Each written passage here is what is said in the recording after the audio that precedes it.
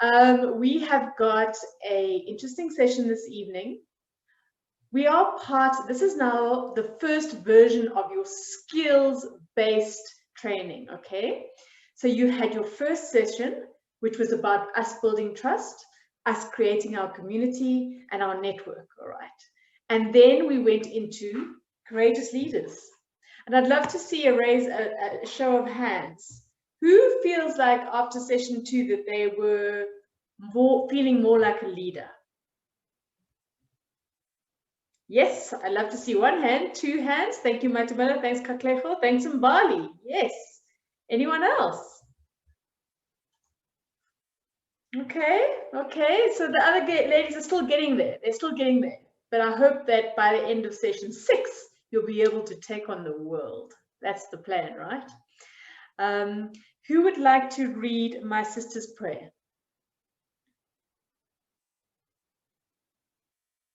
Matumelo?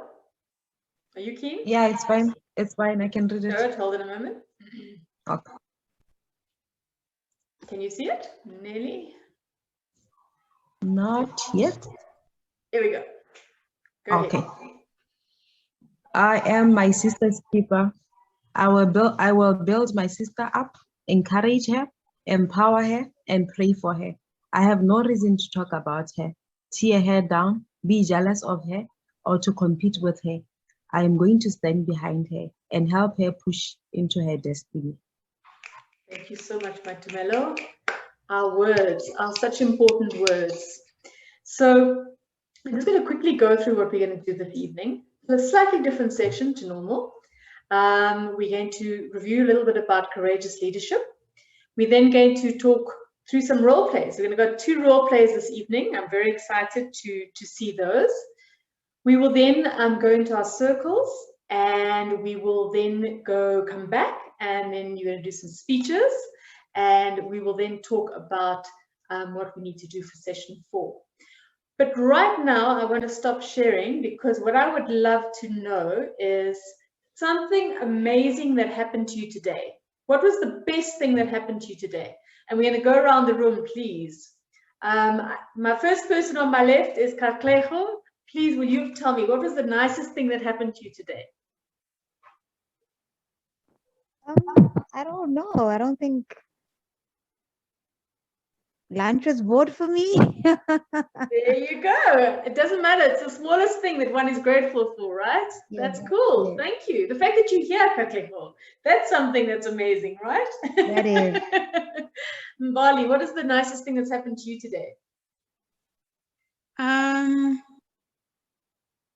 There was no work emergency. That's always a bonus. That's always a bonus. It was a calm day today. There was no taking out of any fire, so it was calm. I love that. I love that. Love that. Fantastic. I'm happy for you. Matumelo? You're on mute? A friend of mine whom I haven't seen in the past 2 years passed by my workplace. So it was really good seeing him. Oh, that's amazing. Lovely. Lovely. Well done. Mokihana?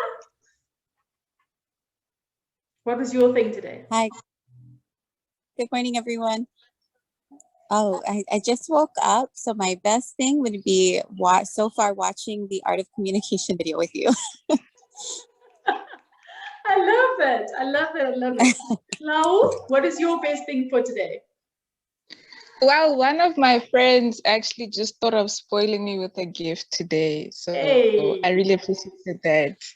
That is beautiful. What did they get you? What did you get? I got sweets and a hug. So I I really appreciated it. That's beautiful. That's beautiful. Larato, what was your best thing today?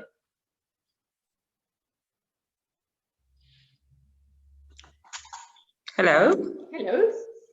Is this the Lorato that you want? Because yes, I realized the last so you're the only Lorato on the call at the moment. Okay, fantastic. From my side, I got a compliment from my boss.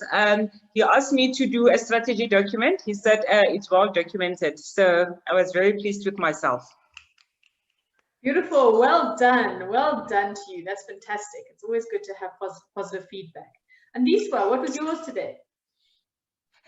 Well, myself, just like Mbali, I didn't have a hectic day for the first time this week. I was super relaxed and enjoying myself, and I had so much. I'm with Mbali with today. I'm with Mbali. Wonderful. Love it. Love it. Love it. Sibusiswe, what is the best thing that's happened to you today? You on mute? Oh, I don't know. My day was just normal. Oh, but I actually didn't expect it, but there's in Braamfontein, there's these students who take pictures of people as they walk across the street, and I didn't realize they took a picture of me, and then they walked up to me and they're like, "Look at this shot of you," and I was like, "Oh, okay, wow, I didn't expect that." So I think that's just. Can you show us or not? Can you show us? Have you got it or not? I didn't have it on my computer. I have it on my phone, but I can share it later. Oh, beautiful, man. I'm happy for you. That sounds wonderful. It's always nice to get a surprise when someone acknowledges you, right? So in terms of fun thing for me today, I think this is probably going to be my highlight of the day. I had a very, very busy day. So it's always beautiful to come here and share your energy and be with you all. And so this is my highlight for today. So I'm happy, very happy to be here. All right. So just talking about the art of communication. And before we actually go into the role plays, I'm interested to know, remember some of the homework was asking you to watch some speeches and to talk about what made them great speeches. Did any of you get a chance to watch a speech or two? And if you did, I'd love to know what you thought and what you enjoyed about it.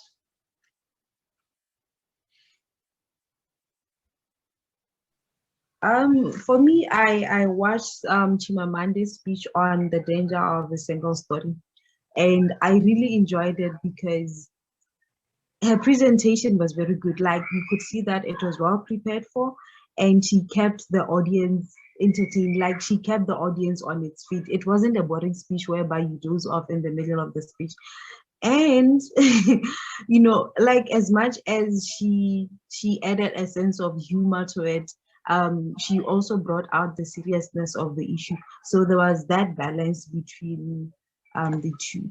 Yeah. Absolutely, Matumela. You said, I think that's probably one of my favorite TED Talks of all time. And you know, and then exactly what you talk about, that balance of the humor versus the seriousness of what she's actually saying.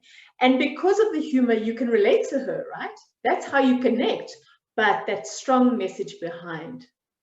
It's such a, and she speaks so beautifully, the way she presents as well. She's so calm, and but she really is clear in getting her message across. So clear. If you didn't manage to watch any of the speeches, have there been any other speeches that you guys have watched that you really enjoyed at some stage, anywhere, by anyone? I'm interested to know.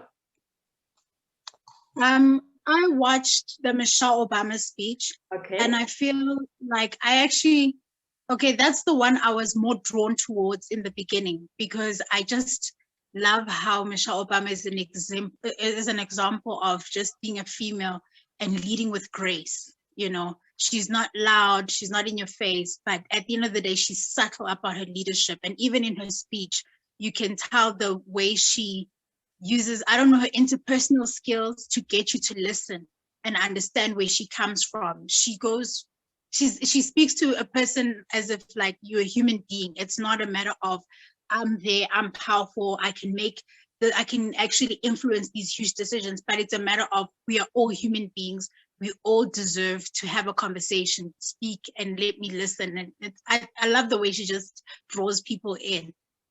Oh, Mbali, that is so spot on. That human connection, right? And often by telling a personal or vulnerable story about herself, right? And you know what I love what you said as well, is that you said that she's soft. Remember when we talked about courageous leadership, we talked about how just being soft, you can be a soft leader. You don't have to be a hard leader. You don't have to be somebody who brings, like, you know, you can be gentle, but you can still be inspirational. And that is such a beautiful thing about Michelle that I also love as well. And her messages are very simple. She doesn't make her messages difficult or very, use big words or big concepts. She keeps it very simple. So everyone can relate to her. So Mbali, that's such good feedback. I love that. Thank you. Does anyone else have any other speeches that they've listened to or liked?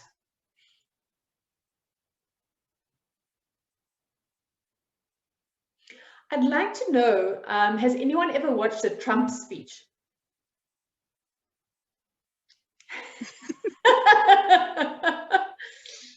I'm interested to know. I know, Magiha, I know. But think about him. Think about how he communicates, right?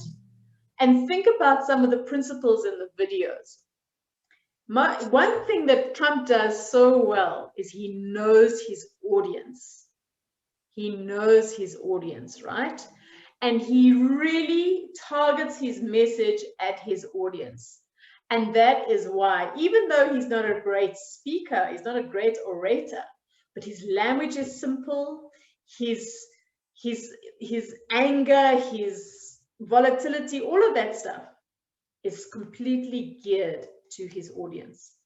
That's why you need to talk about those people that even the people you don't like, right? Because Trump knows exactly why he's doing what he does. He knows exactly why he says what he does. He knows the why behind the what all the time, because he plans and he talks about the things that he knows that his audience are going to like. So it's a really important thing to think about. Are there any other speakers that you've heard in your time that you would have liked to see or you have seen or that you've admired? I'm interested to know. So true, my Tumelo, so true. That is so true. He always speaks the truth nobody wants to hear. You are so right. Any other speeches? What about African speakers? Any African leaders that have given speeches that you've admired? I think for me, I would choose my president, Masisi. There was this one point where he was attending some UN meeting and they were on to him about the killing of elephants because they needed to shut down some elephants because of how they're terrorizing the people in the area. And the speech was so beautiful. He laid down his points, and he has this skill of just calming people down such that they can actually pay attention to what he has to say to them. So yeah. That's beautiful. So he also knows his audience. But you know what else it sounds like? He sounds like he knows the subject. So he was clear, he knew what he was talking about. And because he was clear in terms of his knowledge, he was able to get that message across. That's beautiful. And he also used that element of persuasion, it sounds like, because he calmed them down. So by being clear, by being inspiring, he actually got that message across and he could persuade them. That's so true. Katlego, at Julius perhaps, however, his delivery tends to be harsh. One of my favorite speeches by Julius was at Mama Willie's funeral. That is got to be one of the most powerful speeches ever. You know, where are you? Oh, he is an orator of note, and he really talks to emotion. Katlego, he really knows how to express. Don't you want to turn your video, your speaker on and speak to that a little bit, please?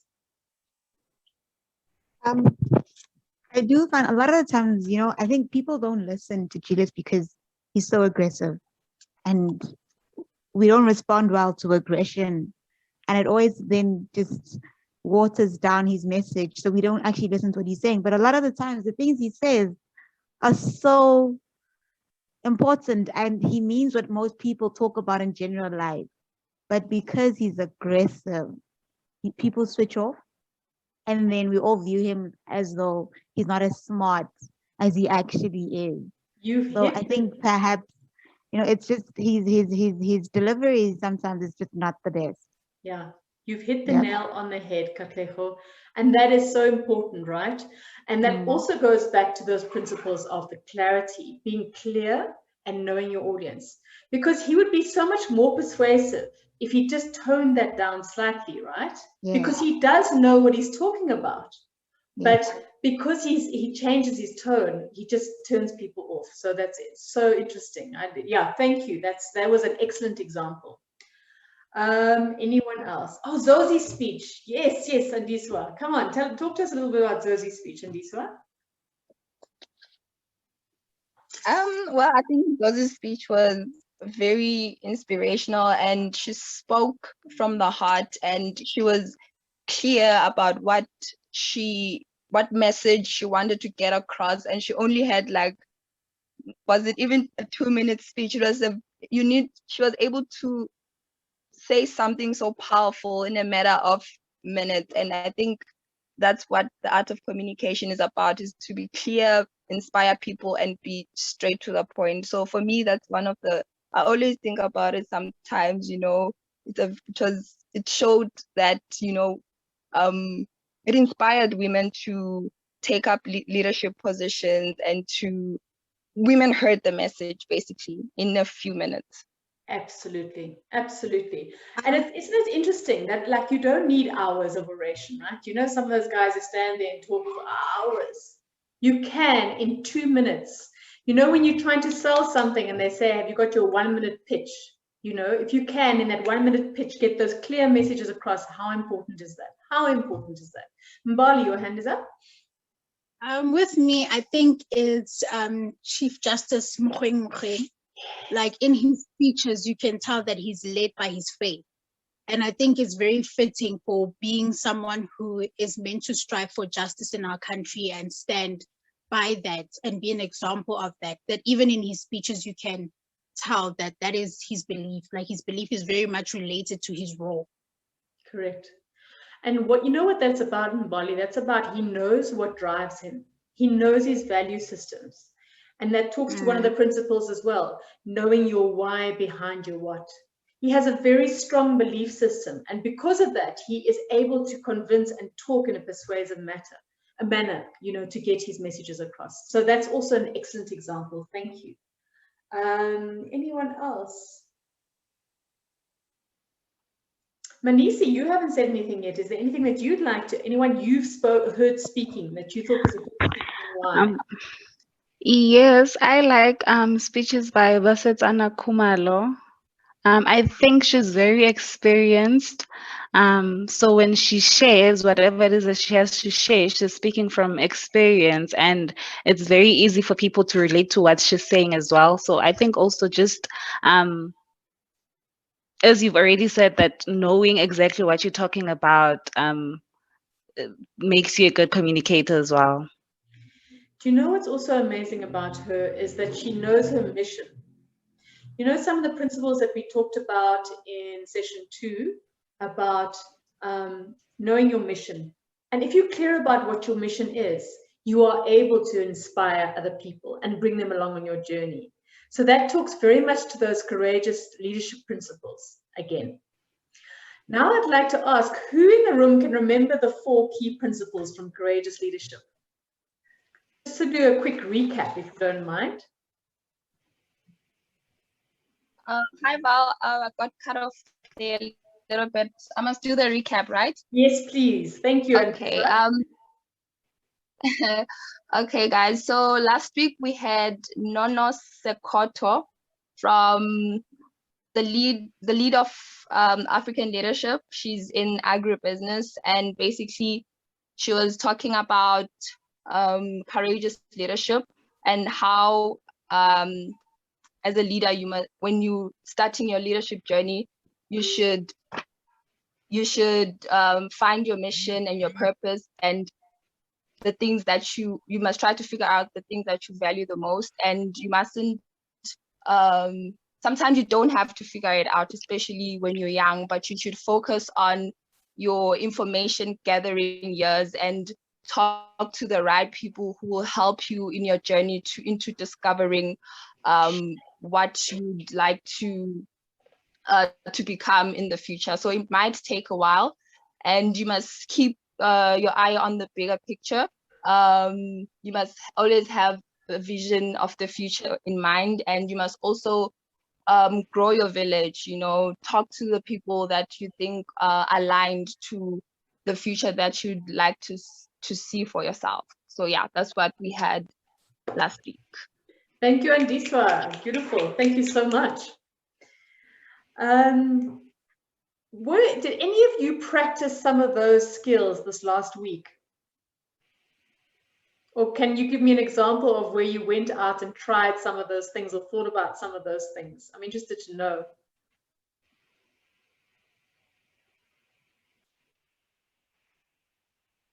Who was a courageous leader this week?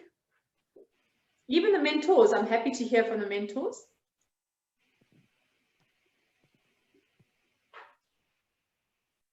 Hi. Go ahead. I think I started small.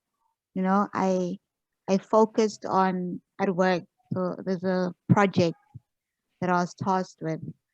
So I focused more on the mission, and that is, let me focus on what it is, the objectives of that mission, right? What is the end result? What is expected of me at the end of the day or at the end of the week when I give back feedback? So when I identified clearly to myself as well what the results I want, right? To then give feedback, then I'd be happy with myself and not so I'm all over the place. I'm waiting for them to tell me which direction I need to take, but rather show initiative and then they can tell me, well, no, I think you kind of went left there, but come back.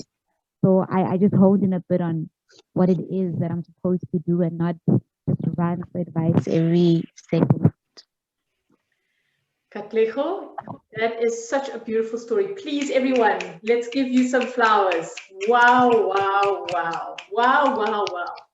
Because it is that small and it is that simple, okay? You never have to think about big.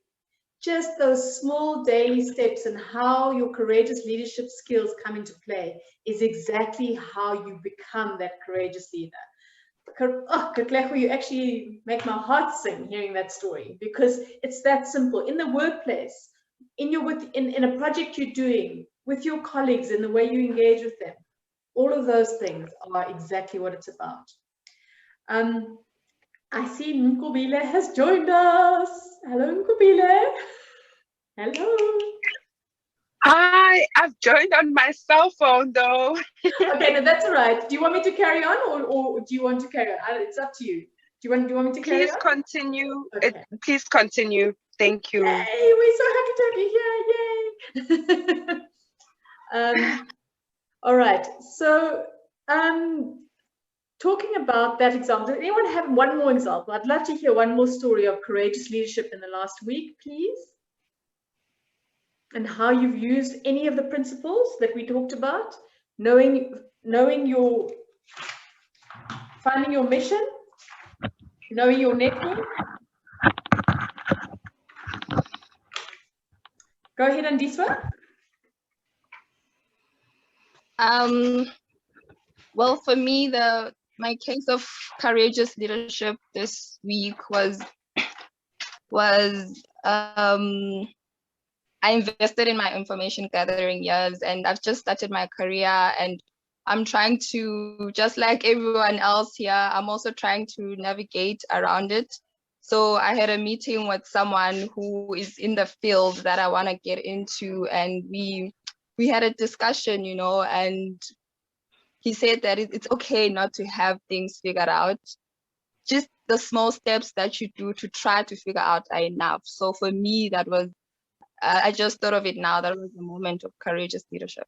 Absolutely, absolutely. And isn't it interesting how one small conversation can fundamentally change your directional thinking about something, right? But the fact that you actually engaged with them because you wanted to learn more is exactly what building your, so you actually did two things. You grew your network, right? And you also, yeah. you also got you gained your knowledge. That's beautiful. That's beautiful. Mokihana, did you have a courageous leadership moment this week? I'd love to hear from you.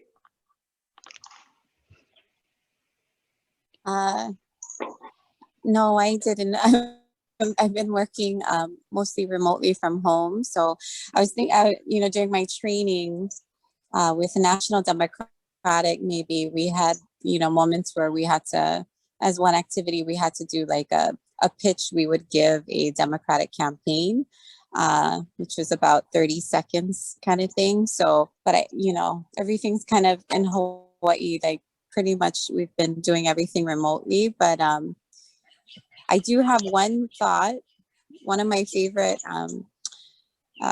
leaders is actually that I was really inspired from was Nelson Mandela.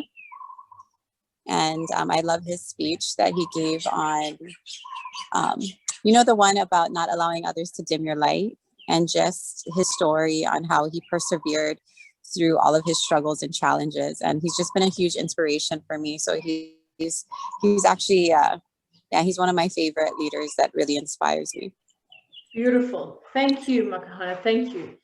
Yes, he is definitely one of those leaders. There was, it's funny because he wasn't a great speaker in terms of his mannerisms and the way he spoke. He was sometimes like very monosyllabic, like very one tone, but his words were so important. And he also knew his audiences very well. So he had and he was always clear in terms of what he was saying as well. So I'd like to just talk about the pillars now that we're basing this module on. So we talk about this being a skills-based model, right? So what we do in this session is that we give you a framework that you need to use, and a framework that you can use anytime, any place, in any communication that you need to do. And shortly, we're going to do 2 role plays.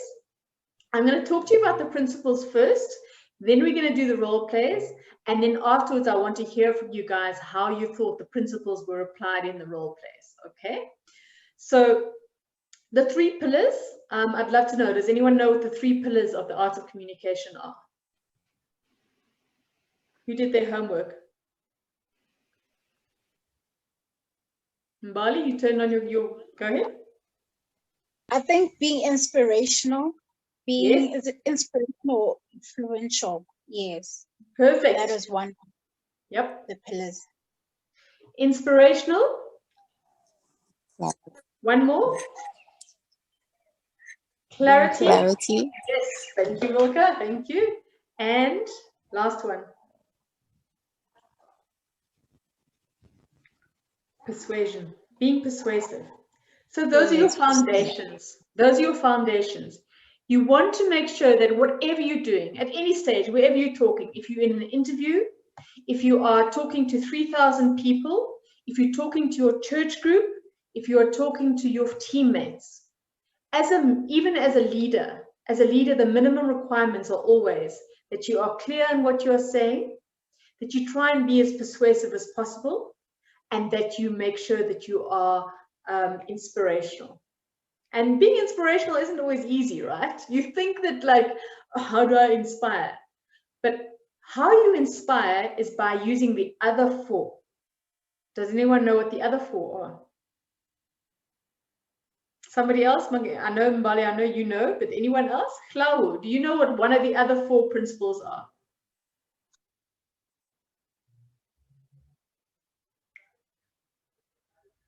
Okay. No, I don't. Okay. Manisi, do you have any idea? Are those principles that were on the preparation video? Yes, they are. It's telling your story. Yes, telling your story. Beautiful. That's one of them. Thank you. You have any more? Or does your values. Yes. And what are your values about?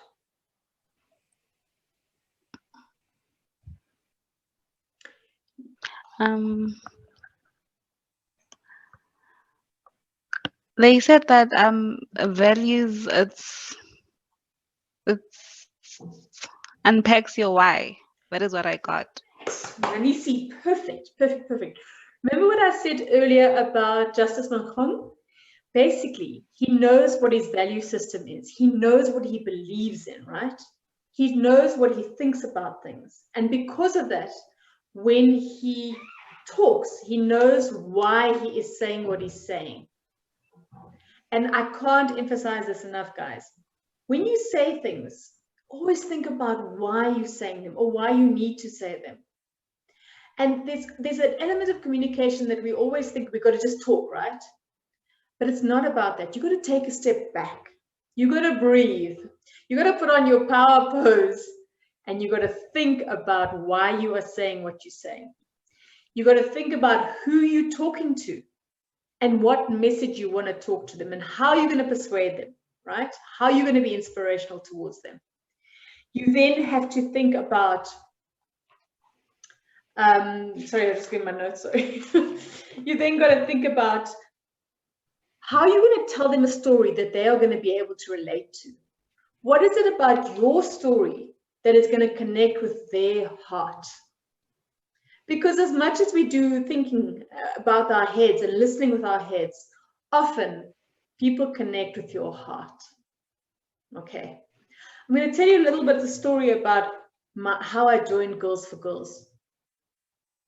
I had finished my studies 3 years ago, and one of my cohort told me about this organization, Girls for Girls, and she said, you know, would you be interested? And I was like, what is it? Tell me more about it. And what happened is I came to the first session, and there was this woman talking, and she spoke, and there was something about her story, and you'll meet her at some stage. Her name is Asnaf Mahapa. She's one of our directors of Girls for Girls South Africa. She was the first Black South African commercial pilot. And her story, it was her story. And because of the way she told her story and the way she communicated, I fell in love with Girls for Girls. That is what like convinced me that I wanted to be here. Okay. And that is just her story. And then lastly, and this is the one that we often forget, and the one that is the most important. When you're talking, you've got to have a call to action. My call to action to you guys tonight is that I want you to leave the session feeling like you have skills that will make you be able to talk in any place, any time. Okay, so I'm going to just repeat the three principles again. It's knowing your audience, knowing your why behind your what, telling your story, and making a call to action. And the three principles that's based on is persuasion, clarity, and inspiration. Okay. Now I'm going to ask, I see, Milka, you are here. Who's doing your role play with you? Honestly. Okay, fantastic. I think Simpiwe, hang on, you were doing it first, right? Are we going first? Yes, you're doing the ones, okay. You guys go first, please, then we'll do Milka afterwards. Sorry about that. Okay, I'm doing mine with Mbali. Yay, okay. Go ahead. Should I turn my camera on? Yes, please. Okay. Are you ready, Mbali? I'm ready. Okay, so the backstory for our role play is toxic. You just go ahead. You just go ahead. Mbali, have you finished the report I asked you for? What report? Sorry, I was in a meeting. But Mbali, I asked you for the report earlier today. I expect it on my desk. The client is coming now. Okay, just hold on. Let me check my emails quickly. But you sent your request at 3 in the morning. Yes, and you're supposed to do it. No, but I had a meeting at 8. Like, obviously I was out of the office, so I didn't get the chance to just look through my emails. When is it due? In an hour. Literally, I'm seeing the client now. No, I won't be able to do it. This kind of work requires at least 3 hours. Belly, this is your job. I understand that, but like I won't be able to do it because like, I mean, I was in a meeting the whole day. I'm only seeing your email right now. Hold on. Sorry, like your excuses, they're not very productive right now. I need you to get the job done. So what are we doing now? What do I tell the client? You look incompetent. I look incompetent. Just because you didn't do what you're supposed to do. No, I understand. So what now? I won't be able to do it. I'm sorry, but Like, you need to know that your job is on the line. You were supposed to do this, and now we're in trouble. I'm in trouble. We in trouble. I didn't even know that I was meant to do this. It got sent to me at 3 in the morning. No, buddy. The fact that you didn't know is quite problematic because that is your job. But you should have told me. But I did. No, I mean, you should have called me and made me aware that you had sent me an email. Really, it's not my job to remind you that you have a job to do here. We're gonna have to talk about this. I'm going to discuss this with the other directors. I don't know what's gonna happen to your job. Hey, like, I don't know. Because honestly, like, I can't. No, I understand. I hear you. Well, I'm sorry. Yeah, sorry is not gonna cut it. Sorry is not gonna give the client what they want. Now I have to reschedule. But it's fine, whatever. It's okay, carry on, whatever. Oh, God. Ouch.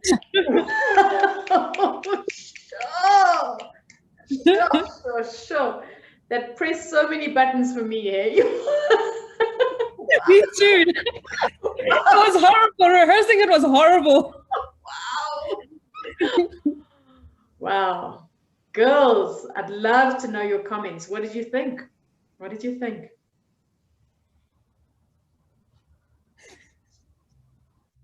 I hate that this is relatable. Horrible. I wanted to come in and defend but my Absolutely, absolutely, absolutely. I wanted to take it to HR. I was like, what? Katlego, threat to job security. Do you think it's a valid threat, Katlego?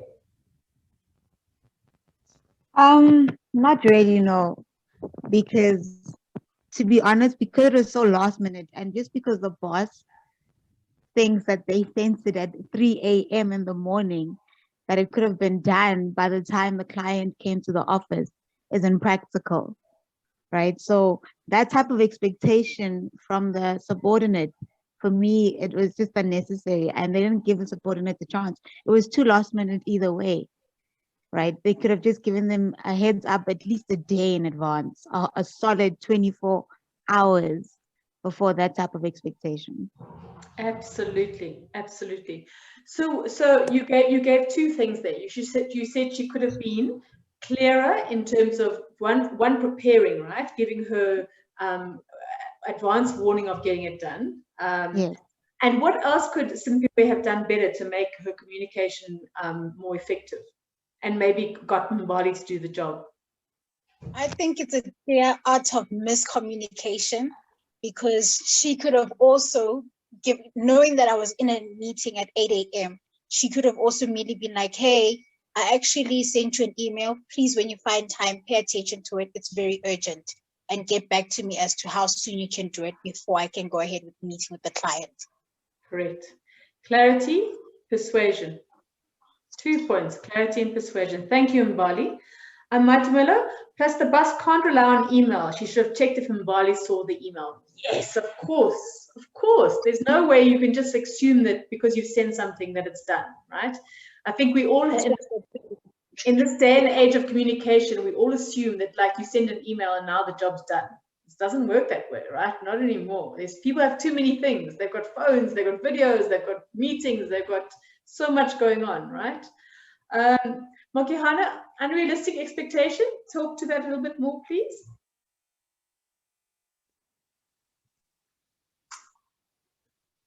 I mean, just to piggyback on what everyone else said, I think it's pretty clear that at 3 a.m. you're going to be sleeping. And, you know, if you already have obligations in that morning, I just think it's unrealistic for someone to come at you in that way, and very unprofessional as well. The way that she was speaking, I thought was a bit unprofessional. And I thought, and I didn't think it was necessary to apologize to her. Mbali is really very sweet, but I mean, because I thought it was unrealistic, I would not have apologized, and I would have set my expectations for her and said, this is what I would expect if you want me to deliver that. So yeah. Beautiful. Beautiful. Nkubile. I think also they were saying a lot, but they were not saying much, really. Like we're just going back and forth and we're not really solving the problem. At the end of the day, we haven't delivered for the clients, but we're just giving each other a hard time. And also, I think no one was actually listening.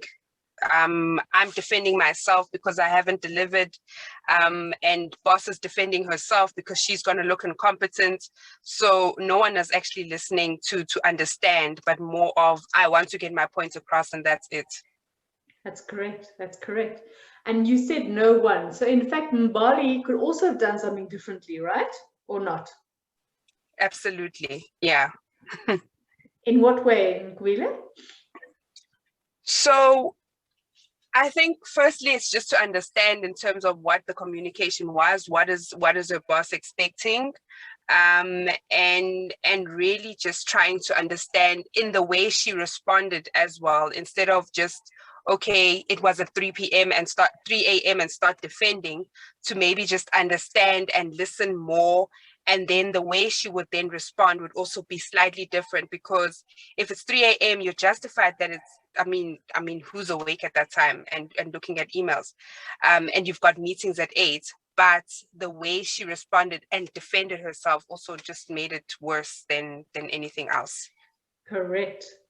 And what if she'd actually said to Simpiwe, why were you awake at 3 o'clock in the morning?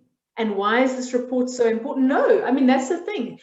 If Simpiwe had had a chance to tell the story, or maybe if Simpiwe had told a little bit of the story about why the situation had arisen, you know, she might have gained some of Mbali's empathy.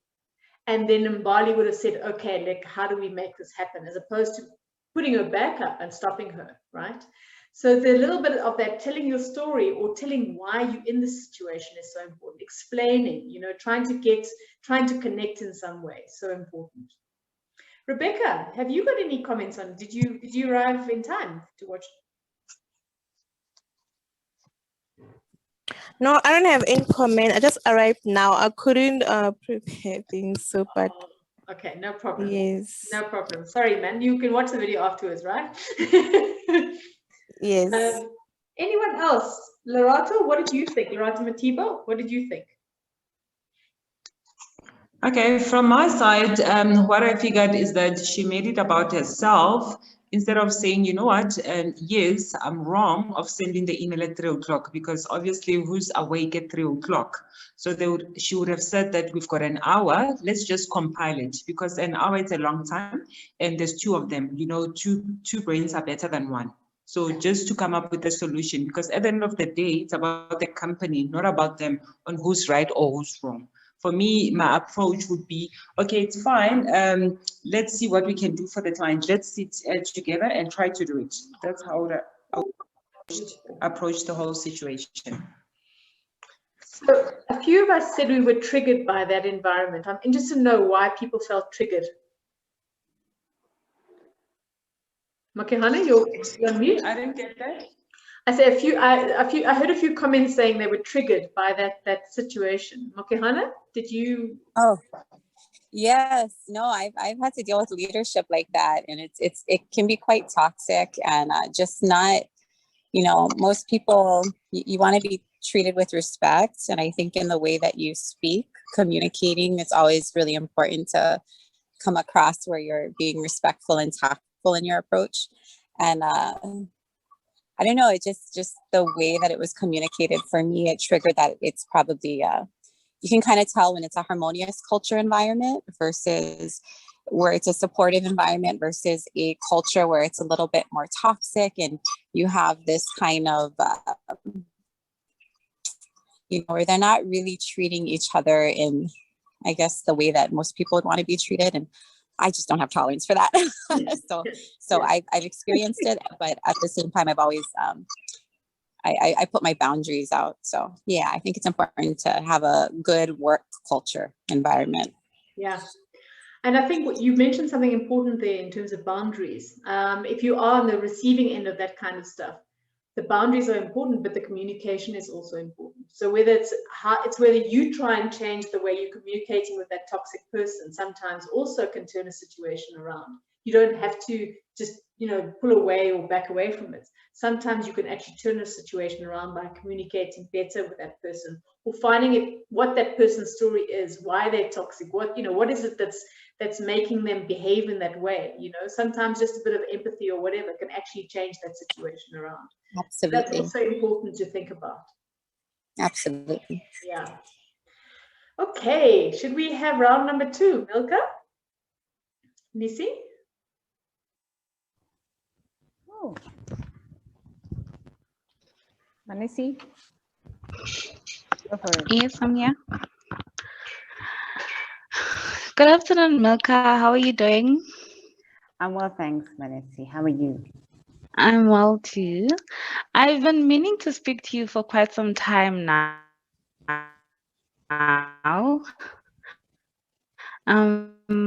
I have a bit of a problem that I'm faced with.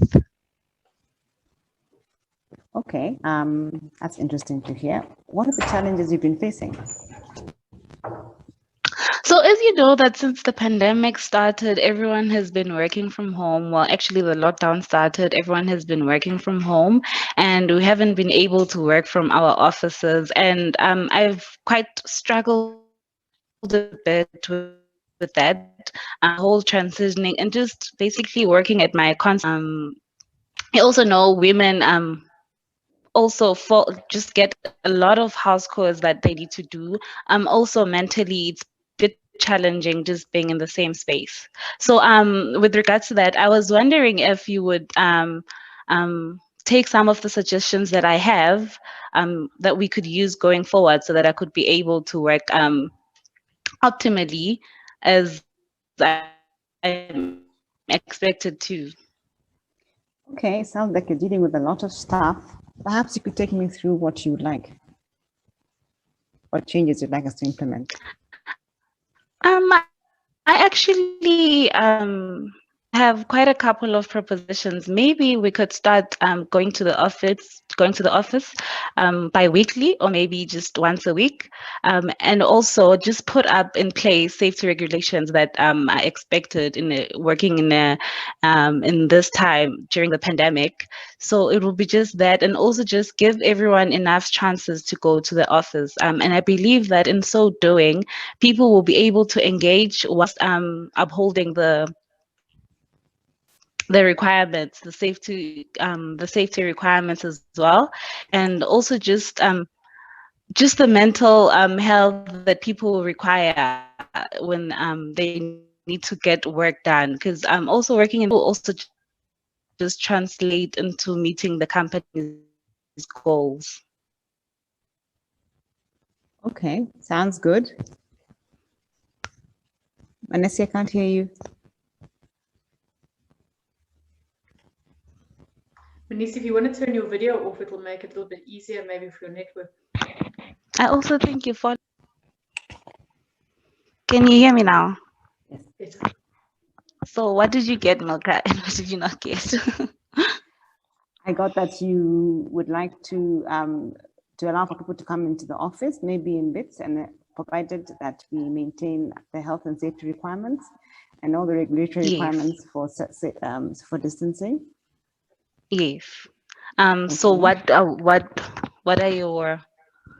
So how would you implement the idea of keeping people the numbers down? How would you make sure that we had less people in the office than usual? I think you could actually just probably have someone who's responsible for the whole coming in and out of the office. So you set up a roster that people have to stick to. So also with the roster, you keep track of who's been in the office, and also their COVID statuses as well. And also just give everyone a chance to come to the office and whenever they wanna come to the office, and if there's a space for them to come to the office, so that since you know that with the COVID regulations, you don't need more than 40 people in the same space, more than 40% of your office capacity. Okay, so would you be willing to take that up and work out a system that would work? Yes, I'll actually be quite glad to do that. I've actually started a blog on how to live in the new normal. So I'm pretty keen on taking up that responsibility and ensuring that everyone gets a chance to come and work at the office. Super. Why don't you do a one-pager for me, which we can then circulate to other staff members and get ideas circulating. All right, I'll get onto it. Was there anything else? No, that's all. Thank you very much for your time. Thanks, Manesi. Well done, Manesi. Beautiful, absolutely beautiful. Some comments from anyone?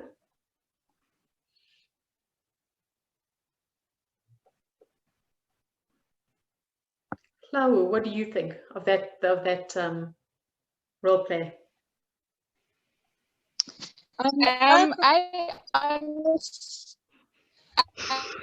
thought it was interesting to hear that both individuals were able to be assertive. They were both able to express their opinions and their point of views based on what they were able to understand.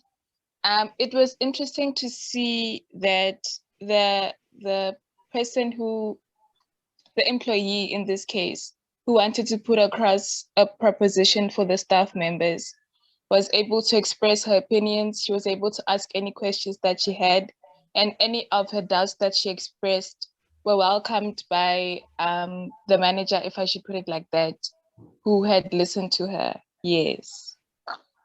Absolutely. Listen being the key word there. They both listen to each other, active listening. Really, really active listening. Anyone else? Makahana? I actually thought it was more than just active. I thought for me that was an example of empathetic listening, where you're truly listening to someone and you're hearing what they have to say, and then together they came up to resolve like how they can move forward with it. So I mean, a great example of real communication. Beautiful. Yes. Nkobile?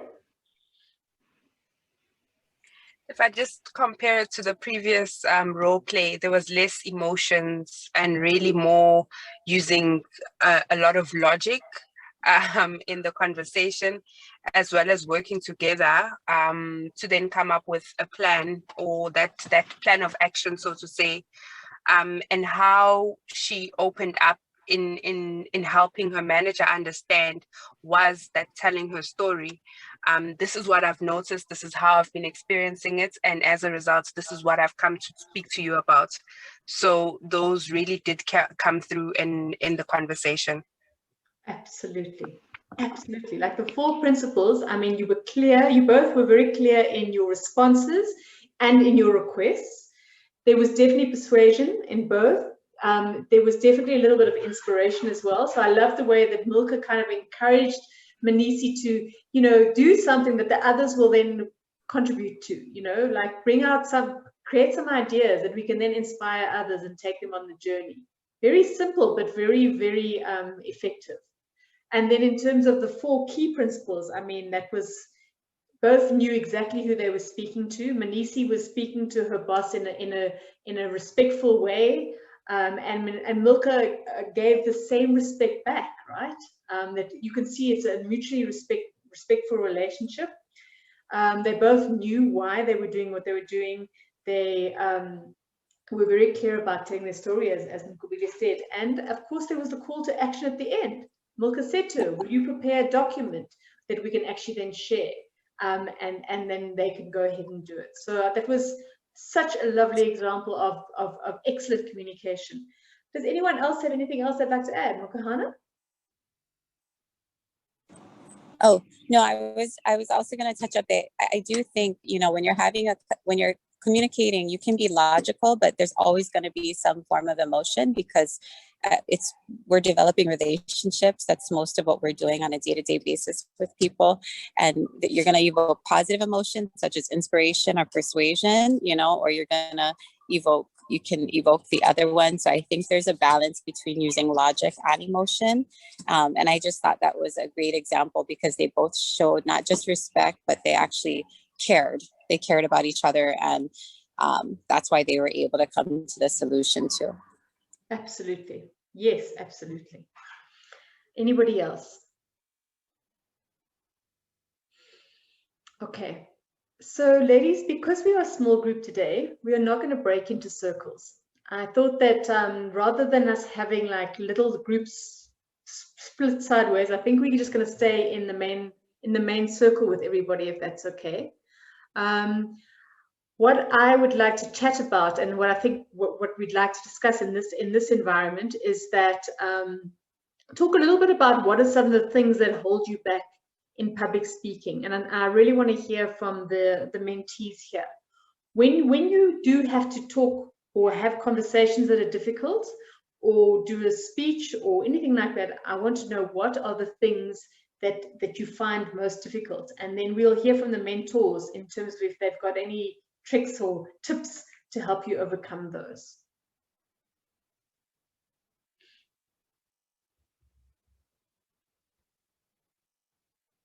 Go ahead, Raul. Personally for me, right, I think it's more so having the fear of what exactly would people think of what you're saying. Are you gonna offend anyone in any way? Are you coming across as, so I find it to say, or what they're thinking. And when dealing with difficult situations, you don't want to put yourself into a space where, let's say you formed a relationship with someone and you lose it because you expressed yourself. But on the other hand, I do think it really is okay to say that, you know what, we had this disagreement and I'm not happy with it. And if you lose the friendship, the most important thing was you had your integrity at heart and you expressed what you were feeling. Yeah. I think you've got to think about your first two modules here: building trust and courageous leadership. Building trust is about being around people or being with people that you formed and connected with. And if you have that safe environment, if you have that network or those people around you, you surrounded yourself by your village and your herd, people should be open to hearing your opinion about things. And then as a courageous leader, you need to speak up and speak your mind, right? But this is where the art of communication comes in. It's how you do it, when you do it, timing, the way you say it, when you say it. Think about making sure whatever you want to say, especially if it's a difficult conversation, you want to be very careful when you have that conversation. You don't wait till, like, if you want to ask a mom for something, you don't wait till she's busy cooking and she's busy. You wait till she's quietly doing something so that you can have that conversation. Sorry, I'm talking too much. I want to hear from the other mentors. Milka, what would you say to Flower? You said everything there. I think that it's if you trust each other and if you're friends, then having a dissenting opinion should not be a cause for not being friends anymore. Breaking up because of a dissenting opinion is just a sign of immaturity on whichever party's part. It's immaturity. So being clear with what you want to communicate, and of course communicating it in a way that is not confrontational or judgmental, will get good reception, I think. Absolutely. Mbali, your hand is up. For me, one of the things that I struggle with is getting back to the subject matter, like sticking to the intention of what I was trying to say. So, for instance, let's say you've been given a theme to talk about. For me, it's really difficult. Like, I think speeches are more like a research paper. Like, it's really difficult to stay on that path of getting to saying what exactly it is that you're trying to say. So one of the ways someone had given me advice on is that you should use personal stories as well to seem relatable, for you not to get, sorry, that's my PC, for you not to get off topic. I think sometimes it's also good for you to use personal stories as well. Siswe, do you want to say anything to Mbali on that point?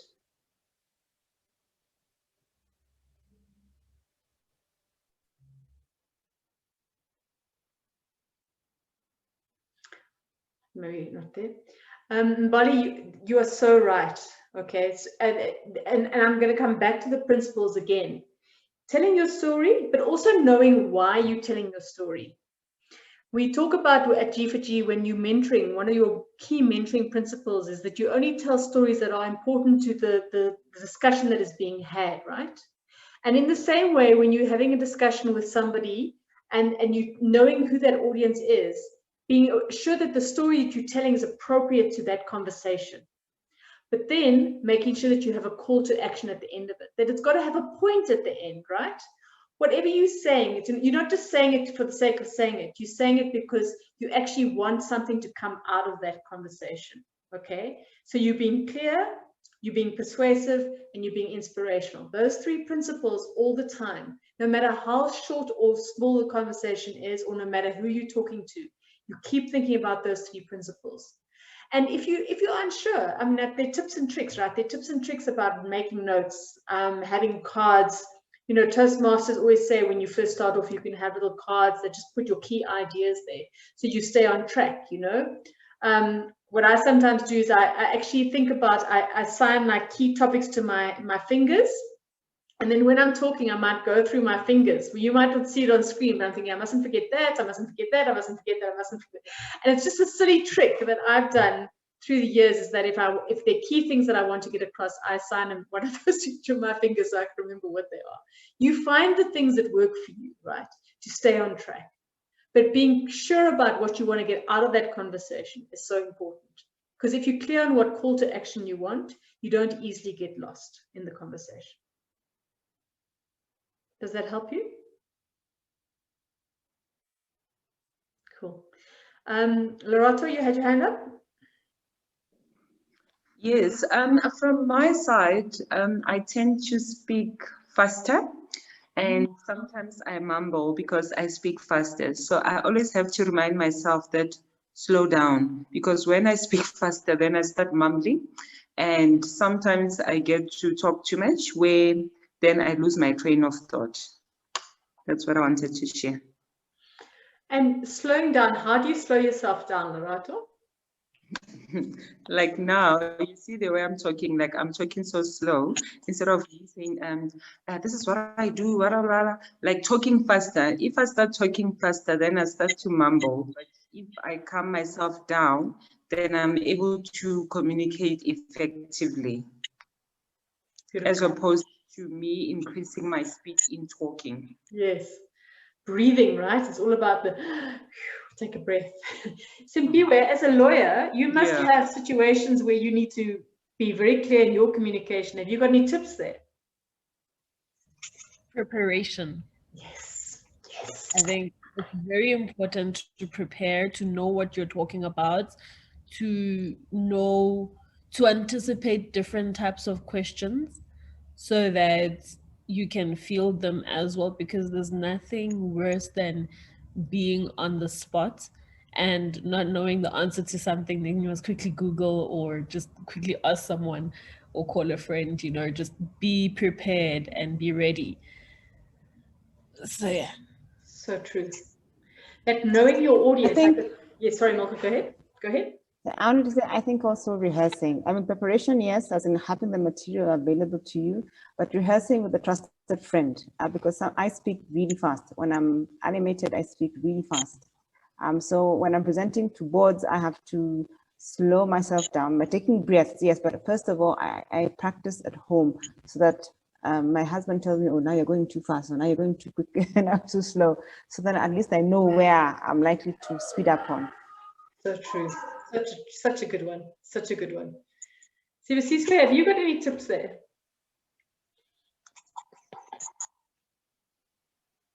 I'm not sure she's there. I'm sorry, I'm getting cut off now and then. Okay, no problem. Have you got any tips in terms of the slowing down or how to manage your message? I think just like Simpi was saying, being prepared, knowing like what you're going to say and all of that. And if you feel like you've forgotten, take take time, like to take a breath and then remember what you're gonna say, because many instances you want to say something, you've forgotten what you're saying, so you're just trying to find something else to cover up there, and then you end up mumbling and you just don't make sense. So taking your time, pacing yourself, and if you forget, it's okay to pause and carry on again. Mokihana, please talk to your comment about the water on stage. I call it the cup of water. It's like a trick, but when you're nervous and you're having to speak in front of like thousands or hundreds of people, I think it's helpful to either have a bottle of water or a cup of water, and then it kind of helps you, well, at least it's helped me before, like just where you pace yourself and you're able to like speak in a, you're not nervous, very relaxed way. So I just call it a cup of water trick. This is like, but when you're on stage, just take a moment and then you can just get your bottle of water and just take a sip. And it believe it or not, it actually helps you, and it kind of pauses your thoughts for a minute, and then you can kind of recollect, organize your thoughts, and then carry on. Absolutely. That's just a trick. That's it. Yeah. So important. So important.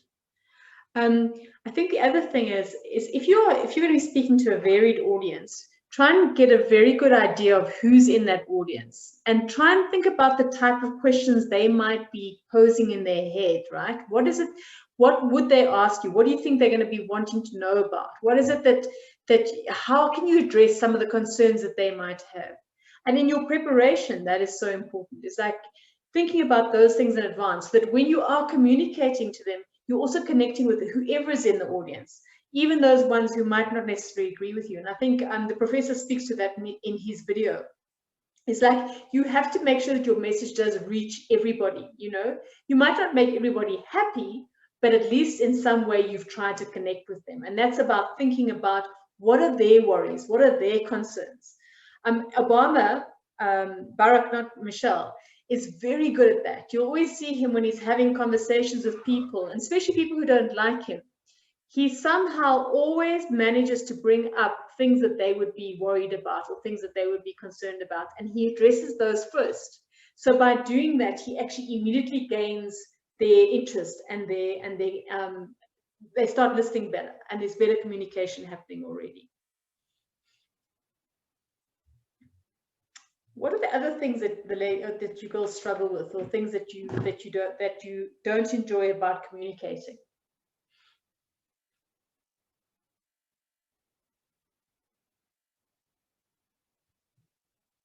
I'm interested to know in now with video screens and things, like, what do you struggle in an online or virtual environment in terms of communication?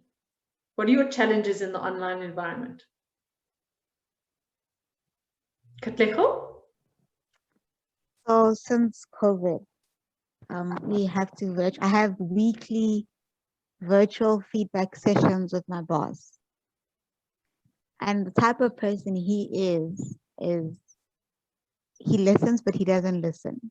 So you'll be explaining what you're explaining, and then he'll cut you off because he knows too much and he's very high level. So he already anticipates the direction you're going in, and then he intercepts. And for me, I somehow get a bit, not annoyed, but I feel bad because I don't get to finish what I want to say. Because I feel like if he doesn't give me an opportunity to finish my train of thoughts, or even like go through a whole process, because imagine I'm planning what I plan to tell you. I have a start, a middle, and an end. If I only get to my middle, you haven't even heard what my solution is. So now it comes off as though you've given me the solution, whereas I already had one. It's just now I must just go along because you're my boss, and I say, okay, I'll do that. But in actual fact, I mean, it was part of the plan already. So for me, it's how to address saying to him, can you allow me to start and finish? Because for me, it becomes frustrating because then I then get concerned when he then looks at it and then it comes off as though I'm doing half a job. My work is incomplete. So he doesn't see the value that I'm actually adding or what it is I'm actually trying to do. So it's currently the communication is that I'm not calling him out.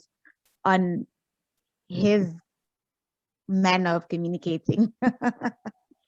So I struggle with that a bit. And also, sorry, just need to add to Simpiwa's point when she said planning. And this is a problem I've had since school days. I plan, and if I've gotten down to a T and I'm comfortable, then I just run through things. I don't have a pause. I just want to get over and just move on. And then people don't hear me because what I then do is talk really fast and you've missed everything I've said.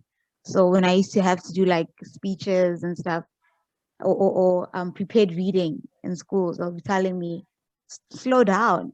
The problem is I know it. Now I know it. So why do I need to slow down? I want you to see that I know it and that I put the effort. So my issue is balancing being prepared and delivering it in a manner that is clear. Okay, there's two such beautiful points there. Who wants to speak to the first point of the mentors? Manisi, I'm going to come to you. I want to deal with this because these are such important points here. Does anyone want to speak to Kaklecho's first point on the boss who talks over her and doesn't give her a chance to say her say?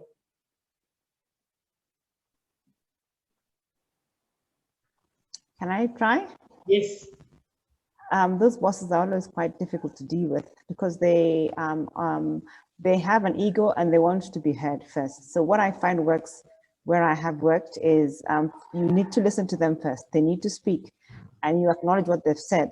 And then once they feel that you've heard them, suggest an alternative which you think might work better and say why it would achieve his objectives or her objectives at the same time as meeting yours.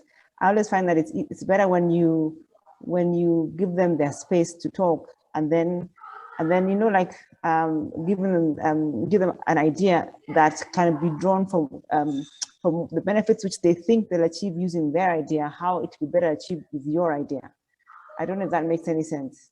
Definitely makes sense. Okay, Hannah, did you want to say something? Oh, I was just acknowledging what Milko was saying. Yeah, when you're dealing with like high level individuals, yeah, they're very, very intellectual, right? So yeah, it does help to listen first. I think what Milko was saying, listen first, and then after the trick is when they're asking you a question, and so I'm hearing the other one too, when they're asking you the question and then you're trying to respond, but they're already answering it for you. So I guess just do it. I think it takes practice. It's a skill that you have to do, but yeah, listening to them first and then trying to answer and giving an alternative. I liked what Milka said. It's not always easy, but I think once you start understanding and working with the person more, you can kind of gauge how to navigate that conversation. I've got two tips there in terms of knowing your audience. One thing I think you've got to think about is how does he communicate the best? Is he visual? Is he hearing? Does he like graphs? Does he read emails? Like, what is it that actually engages his attention? Is he somebody who likes lots of stats? You know, is he somebody who likes numbers and things like that? Well, I mean, I'm very, in the hierarchy of the organization, or rather our department, I'm at the bottom. But what I tend to see with him, it's better face to face. He responds and is a better listener face to face, right? He's not as short if it's electronic or not misunderstood if it's email. So usually I prefer to have it face to face, but I mean, with the current climate, I just have to settle for what I then get via Zoom. So it's like I'm working with two types of personalities, or he's even better on a phone call. Well, that's what I was just so it's either face to face or phone call. Yeah. But with the phone call, you have to really get straight to the point, right? Which is better because then it helps me tell him, this is the problem, this is my solution. Yeah. And then he responds. Yeah. With email, there's a big chance of miscommunication because now he's not quite understanding perhaps what I'm trying to relay. And it just, it can get really complicated. I think, but you see, you've already identified what works better. So try and use those mediums better. If you can, like meeting for a coffee shop, something to get, to have your meeting, or if you want to rather have a phone call than doing a Zoom call, if it'll be better. I think the other thing also is you use two mediums, maybe do the email and the conversation, right? So if you want him to see stuff in advance that you actually prepared for the conversation, email it to him before, and then you can have the conversation afterwards, and you can talk to the material that you sent him in advance, So try different ways of engaging that will increase. I just want to talk a little bit about you being at the bottom of that comment. No one is at the bottom of anything. You are a valuable member of the team who brings valuable information that he needs to know about. So change the perception of how, because also when you have that perception that you are at the bottom, it also talks to the way that you will engage with him. Okay, and you don't have to engage with him as if you're at the bottom, because you're not. You are a valuable member of the team, and he must also perceive you as such. So you need to bring yourself to the table as such as well. Definitely. I'll practice. Manisi, sorry, that took a while. Sorry, Manisi, go ahead. So I think I have a similar question to Katleho's, but for me, when you keep talking about knowing your audience, I feel like if we're working virtually, you don't really know the people you're talking to. Say, for instance, me, I onboarded virtually. I've never met the people that I work with. A couple of them have turned on their screens, but not that really matters. But at the end of the day, I just feel like I'm talking to a screen. So if, say, knowing your audience is like an important principle, then how do you go about it when you don't really know your audience? Nkubile, sorry, I saw you had your hand up earlier and I forgot to come back to you. Do you want to talk to that one and then also talk to what other thing you wanted to say? Nkubile? Putting my hand up instead of actually unmuting, sorry. Knowing your audience isn't necessarily, I would say, the way I understand it. It could just mean in an organization setting or in a business setting, you know the people from a level perspective, and you are clear on what the topic or whatever it is going to be discussed. So because you have an idea of what they would potentially be interested in, you are then able to speak to them or engage with them from that understanding. It doesn't necessarily mean that you would know everyone, let's say on a personal level or more on a detailed level, or you'd know them face to face and have formed a strong enough relationship. If we just refer to some of the great speeches, they don't always know the people. They know them in the sense that I know that this is what you'd be interested in. And this is potentially what you're looking at getting answers to, for example. And then let me then speak to that so that it touches you personally. But they don't necessarily know them in great detail. So I think the way I understand knowing your audience, it's more about, okay, profile overall generally. This is what it looks like, or this is what it is. And essentially, this is what I would think they would be interested in. And let me try and then communicate according to what I think they would be interested in. Because we honestly don't have the luxury of knowing the intricate details. And it's worse now. The cameras on doesn't make much of a difference. It doesn't necessarily connect.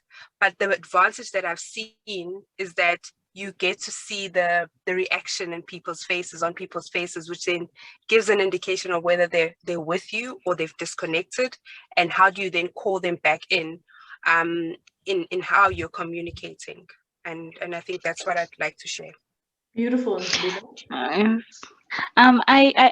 get you, Mobile. I think maybe I phrased my question correctly. I was actually asking what you answered in the end, that you don't know how the person is reacting to what you are saying per se, because you're just hearing the voice, and it's not easy to read a person's emotion, should I say, through their voice, because it's just like throughout. And for me, that can be difficult to a certain extent. You. Nkwile, go ahead. And I can appreciate that, and it really is quite a challenge. I'll talk about what I then do is really just try and take what is being said for what it is, because we honestly spend a lot of time in our heads and we create stories. And I also make that mistake of creating stories and thinking there's a story behind the story. Behind what this person is saying, there's something else. And I use a lot of assumption that this is what this person is saying. And we create a lot of stories and we don't get answers and we overthink and we end up really, sometimes it is what it is and there's nothing more to it, and we take it on and do something about it, or we say, okay, I'm learning, I'm growing, and this is an opportunity for me to do so. In that kind of setup, that's how I've applied it, to be honest, because it is a struggle where you don't see faces and all you hear is a voice, and maybe the voice is monotone and it's not going anywhere. But what is the value behind what the person is saying? And that's what I've taken for myself as a way of coping with the current situation. Mokahana? I think what I'm hearing Manesi say is that doing the virtual, when you're in a, like, going back to your culture, your work culture environment, it's in building relationships, right? Whatever we do, it's always in building relationships. So I think what I'm hearing is the connection when, and I could be wrong, so Manesi corrects me, but I'm thinking when you're trying to get to know someone, what you're looking for is, so that you guys can start building that relationship to work together, understand each other. And that takes, knowing how to build relationships. And then as far as telling the story, that does happen. I think that does happen from time to time, but it's helpful when you're able to see their emotion, or you can see their reaction to see if they understand, just for that clarity. So, and then when you're doing texting or email, that's like one form of communication, so I think it's what I'm hearing is like you miss that, being able to like really connect with them, because when you're doing virtual, not everyone is going to show their face, sometimes they just do it through audio. So yeah, I think that's what she's saying, but that's what I heard. I think Manisi, I've also onboarded during COVID. It's been a very interesting experience, but I've discovered an incredible company culture in that, because everyone knew I was new, what they'd do is they'd set up a 10-minute coffee session with me to get to know me, or they would just well, I see you new, I don't know who you are, can we have a chat? And then you literally just have a coffee together. There's no business, no nothing. And that was such a beautiful way. It's amazing. Like, I've actually made friends, the people that I'm actually now socializing with through just having little coffee breaks in between. And maybe that's something you can do, is reach out to people and not in a formal meeting, to actually build a relationship with them. Suggest a coffee break, right? That might be something. And then the other thing, just in terms of knowing your audience, it's always good. And I do my research before I go into a meeting. I go and see who the people are, and then I make sure I find out where they are in the organization before, so it actually knows who I'm talking to. But I don't go into a meeting blind and then I say something and it's not the right person or whatever. So just 2 tips there in terms of doing the online engaging. And honestly, in all my meetings with people, especially because I'm new, I ask everyone to have their cameras on all the time. Because if you are new, they can't expect you, the new person, to be talking to blank screens, Just doesn't, it's not polite.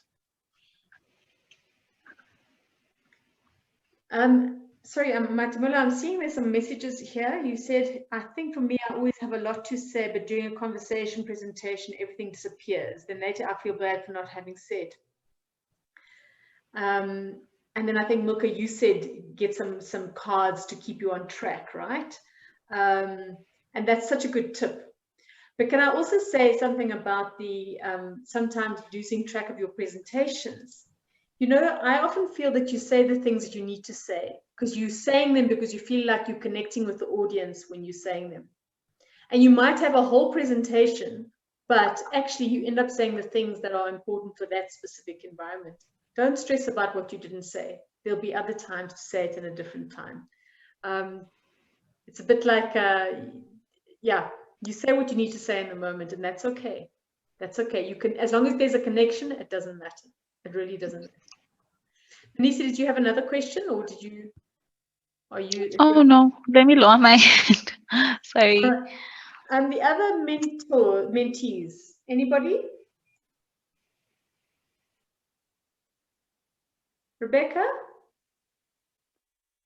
Any challenges on your side?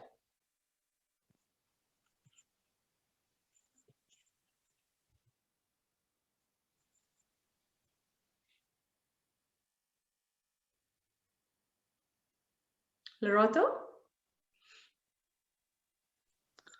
Okay, from my side, I think it's basically that, even with us, because of COVID now, as we've been asked to work from home, so we go to the office as and when we are needed.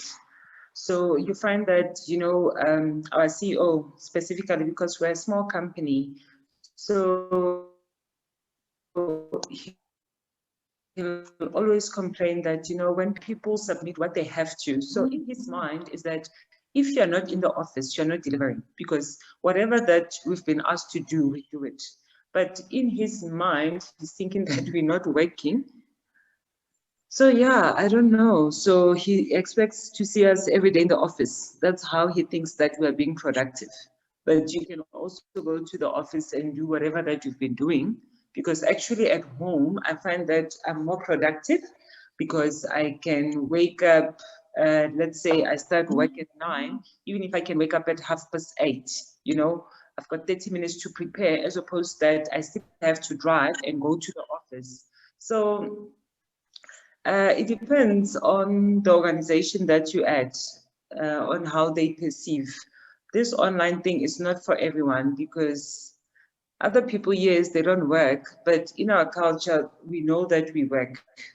So I don't know. So now they are looking at ways of how they can manage us when we're working from home, because also it's a new thing from them.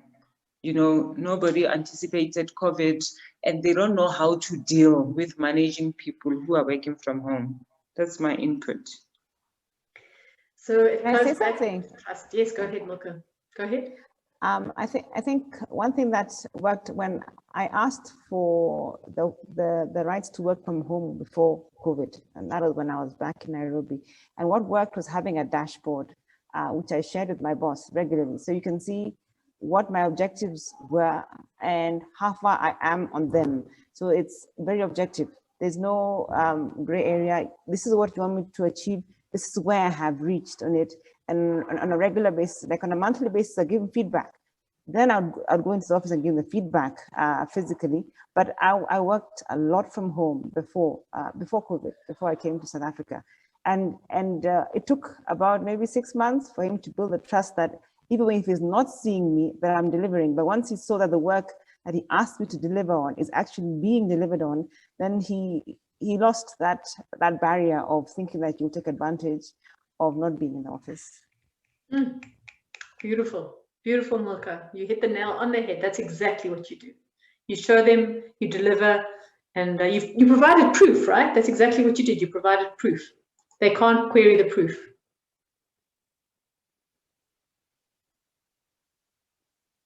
Anyone want to add to that? Super C-Sway?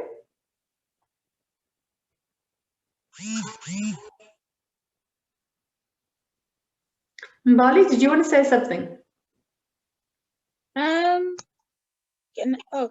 No, I just agree with the last point about being competent and getting the job done, because that definitely does build a trust situation of knowing that no matter what happens, you will actually do the job and get the job done.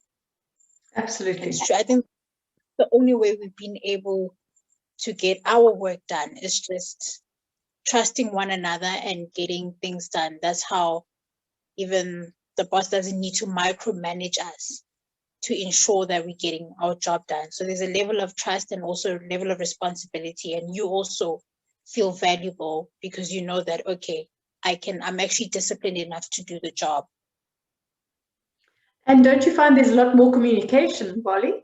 Don't you find that you communicate a lot more because you're needing to, discuss things and show, have the better the communication, it also shows that there's action happening, if people are worried. Narata, you had your hand up? Okay, what I wanted to say, just to bring it closer to home, like what's happening now in our organization, it's a small entity. However, our mother body is a big university. I work for UNISA Enterprise. So UNISA is our mother body. So what's happening now, because we don't really get the support from the mother body, you see. So now they don't know how to tackle these issues. To say that because we are not getting the support, they ask you to do things, but because there's no clear mandate on what is expected, like you want to do something, but always they ask you, do you have a letter confirming that I can do 1, 2, 3? So I think it needs to start from management where they need to get things right. So that's why now, because you can't produce what you don't have, then it's like you're not working. But at the end of the day, it's a question that, it's something that they were supposed to do it from an executive level. So I don't know. Mentors, do you have anything you want to add there? Nkubile, from the HR perspective, what would you say about that? Can I add something? Maybe I was just getting a bit cut off. Yeah, the whole thing, especially during COVID, was a bit difficult. Where I used to work, if I give you an example, previously I worked in another school at a university, and how we were all told to just stay home. The communication in terms of that, it happened very fast, because it was like, no, from Tuesday, everyone needs to stay at home because there was a crisis, medical school, whatever happened, there was a sign of COVID, everybody stay home. And then, so after that communication, there wasn't really ways and from management indicating, okay, where do we go from here? What do we do? It was just bits of people working together to find things and try and keep the train running. I mean, we work from home from March. That was the last time we ever saw each other. I think we saw each other again end of November last year. But the communication in terms of that, I mean, many people have had to go through employee relations. Many people have had to go through organized labor because of communication. People were not speaking to each other properly. People were frustrated. People were going through things. The very same situation in our role play, where because of the flexibility in terms of how we work, now somebody sending an email at 1 and they're expecting you to respond because they're like, okay, if we are flexible at work, I guess we should be sending emails to each other. So boundaries was a very big issue. And I think till this stage, it's still the same problem, because people have not entirely returned to work, and it's on a rotational basis. But I think we still haven't built that kind of communication where this is how we work, this is what we're going to do, this is the kind of policy. Only now senior management is trying to figure out a work from home policy, hoping that it will, help with this situation in terms of communication. It's difficult. Do you have a good communication with your direct leader? Previously, no, but now with my new management, I do. We have every week we have staff meetings, we have one-on-ones, we communicate with each other, we have teams, groups on Teams, we have Zoom sessions. So all of that, we know, there's a certain time that we've set, and we said, okay, if anyone is going to the office, you only need to go in between 9 o'clock and 2 o'clock. That's the only time you should be there physically. And then anyone working from home, yes, please understand that from 2 o'clock, going forward, people might respond to the emails or they might not, you know, because either somebody who was in the office is traveling back home, or if you are working from home, then you're working certain hours between your 9 to 4. I think it's clear. I think what happened last year is that everybody didn't know what to do, right? And I think everyone's had to adjust as quickly as what they can in the different environments. I think what this has been is a great test of company culture. Where there was good communication and good culture before, the change was quite quick and quite easy because there was good relationships with the employees. But where there were challenges before, things have not gone as smoothly. And I think a lot of organizations have actually had to learn to communicate better and do better. And so it's interesting to me that you say now that you can communicate better with your current boss, things are slightly improved. I guess what I'm trying to say is that the importance of communication actually just can't be underestimated. But I think also as an employee these days, we've also got to be very clear in articulating what we need, right? And unless our managers and our bosses know our circumstances and what's happening, there's no way they can actually meet those needs. So it's very important that we are, as employees, are being clear with our bosses in terms of what's happening in our environments, what we're having to deal with, whether it be, network issues, illness in the family. I mean, there's so many things happening in people's lives right now. I know that as a leader personally, I want to know those things because then I can actually help you and I can be there for you. So as employees, it's so important that we communicate. And I think even in the virtual environment, if you feel that you're not connecting in meetings and you're not being able to get the things you want, you need to speak out about that. You need to say, guys, I'm not finding this meeting, or that this meeting is working for me because of 1, 2, 3, or 4. You need to articulate those things so that you can get better. Don't sit back and wait for things to improve. Sometimes you've got to be that person who steps up and actually asks for it to get better. Katlego, I'm sorry, I'm just remembering we didn't answer your second question. Don't you want to just ask that question again, please? I think I don't remember what my second one was. Because I think the second one was just an extension of the initial question I had. Okay, it was about preparation. Something about preparation. Yeah, something about because the issue for me is when I over prepare, then I rumble and then I just try to get straight to the point, but then I'm all over the place. So yes, I'm not clear. Yes, and I think we spoke to that. Yeah. Yes. About my message just kind of gets lost, and then I look like I'm actually unprepared. So I need to find a balance in the delivery of my preparation. So what that is about is that you are not emotionally connecting with the message that you're trying to get across. When you are connected, when you're knowing why you are saying something, and we're going back to that knowing the why behind the what.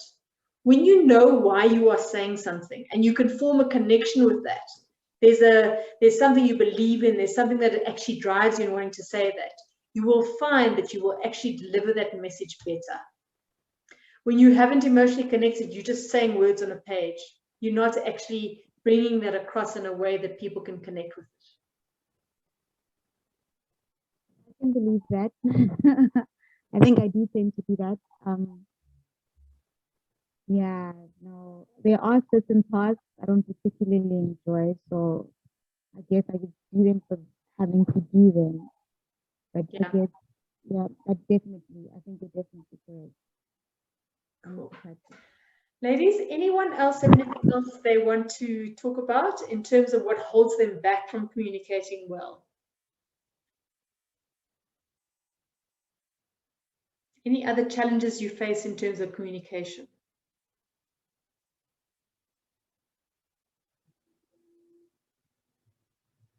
Okay. What we're going to do now is I'm going to ask you guys to please volunteer to do your speeches. And we would love to hear from you. And what we're going to do is we're going to let go one by one, if you don't mind, and then we will do some feedbacks after each one, if that's okay. Who would like to go first? Who's going to be the do it afraid person? Can I start so that when my network disappoints me?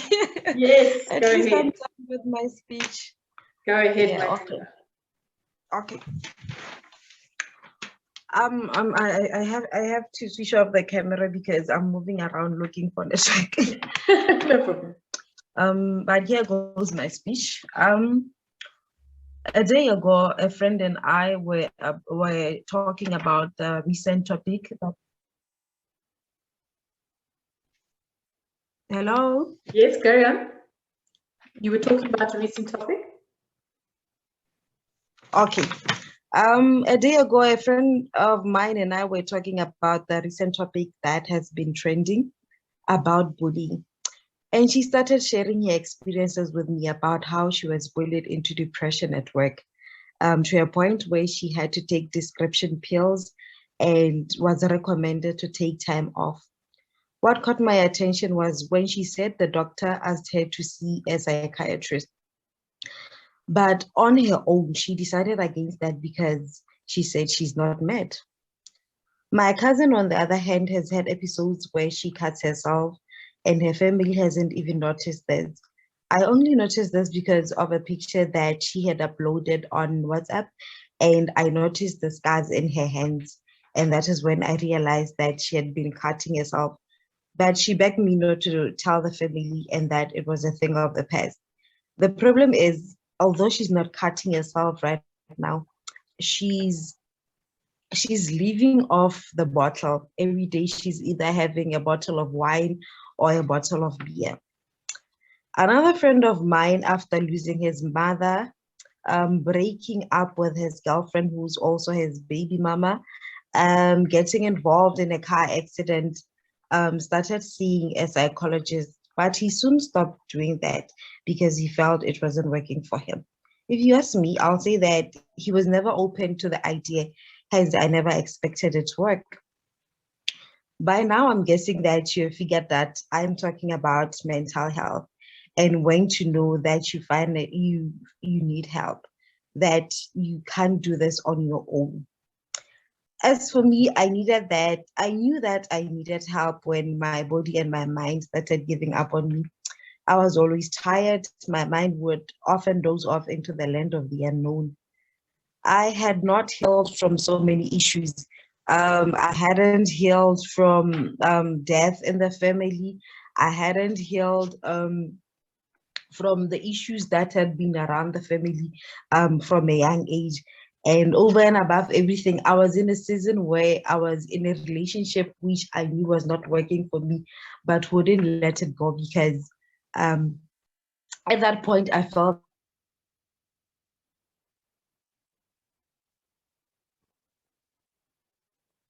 Have we lost you, Matumela? We lost. No, Matumela. Oh, sorry. Ghost. I'm back. You there? Are you there? Yes, I'm. Let me finish up. Yes, please finish up. We got to. You were at a point in a relationship. Yes, where I was in a relationship where I knew that I couldn't, like, it wasn't healthy for me, but it was difficult to leave it because of the fact that I felt I had lost way too many people. It's not okay for me to keep on losing people. But the thing is, I didn't just wake up and decide to see a psychologist. It took courage and pushing from friends and people closest to me to actually seek help. Now I know what I know is many of us, especially Africans, aren't really open to the idea of getting help for our mental health. We find ourselves in so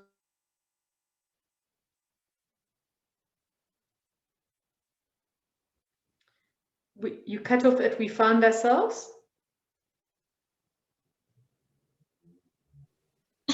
Okay.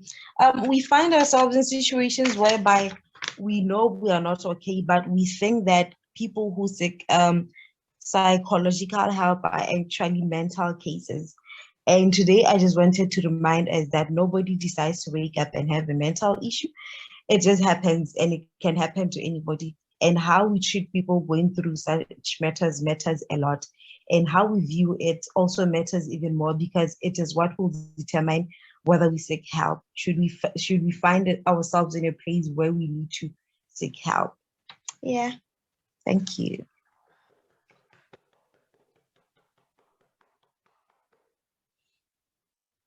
Beautiful. I don't want to speak. Who wants to speak first?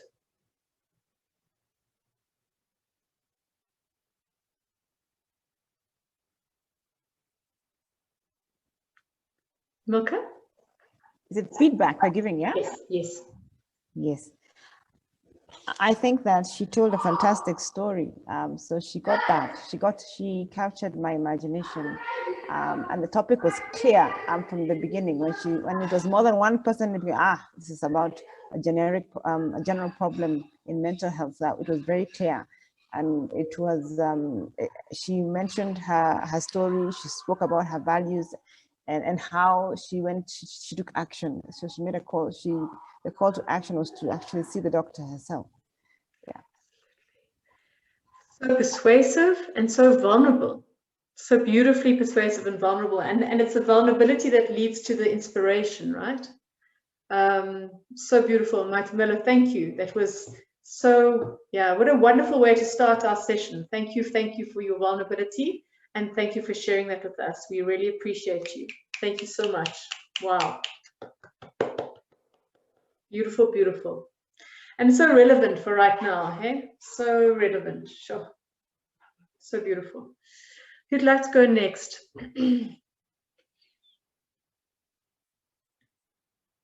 Does anyone else have any other feedback from Mike Muller?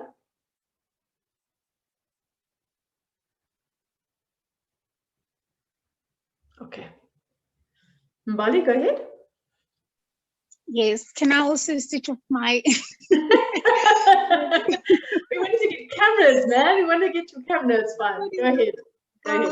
Okay, so my speech is also in relation to what has been happening, but mostly regarding thinking in a different way, like that you have power over your mind.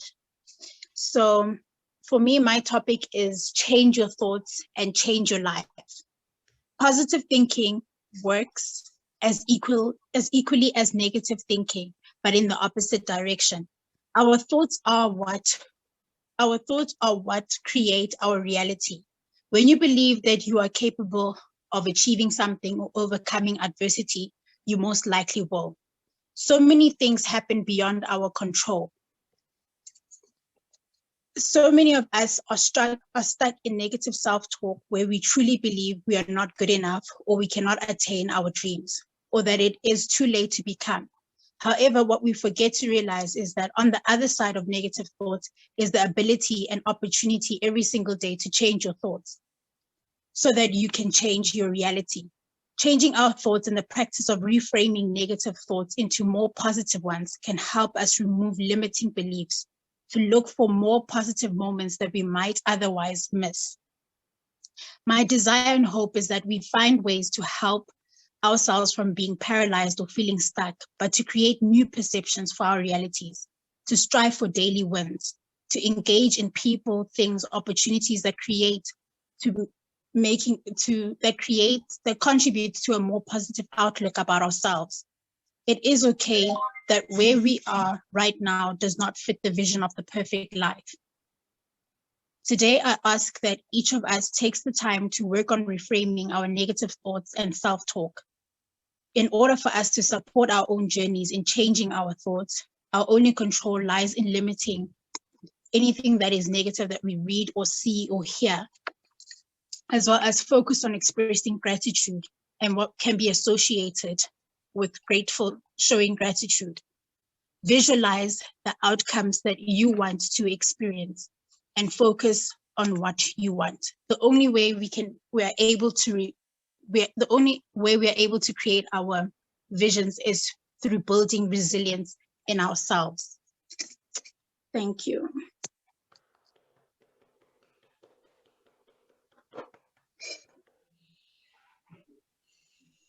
Andiswa?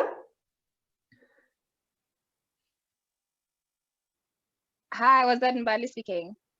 Yes, it was. Yeah, I thought that was a beautiful, very beautiful speech, and it was inspiring, which is one of the basics of art of communication. When you speak to people, you need to inspire. So thank you so much for that, Mbali.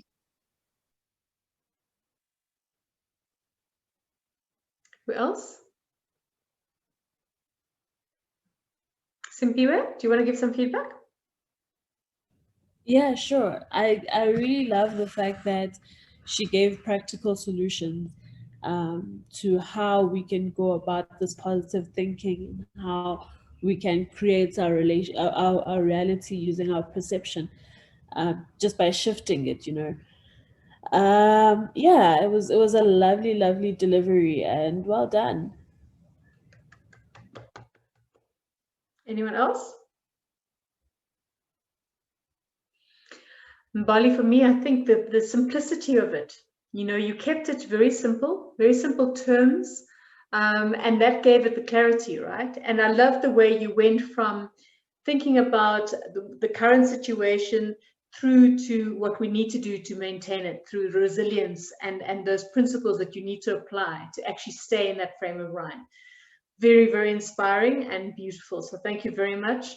I would have loved to have seen your camera, because I think it would have given it so much more if we'd actually been able to connect with, with the message you were giving. And I understand why in terms of confidence and whatever, but sometimes for a speech like that, seeing somebody actually give it gives a lot more and brings a lot more to the table. But that's one of those speeches that we're going to take out to audiences worldwide, so keep writing and keep inspiring, please.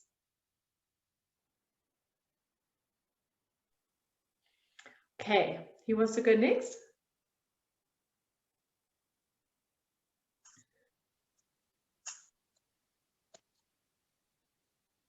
I can go. Go ahead, Clickle. Hello. Oh. Or did you want to go, Manisi? Sorry. I can go. So I don't know if I have a speech conform within a small speech as well. It goes as follows. We all need a kick to get started, to keep going. What works to get you started? The cheer to get you up when you fall. Let me see.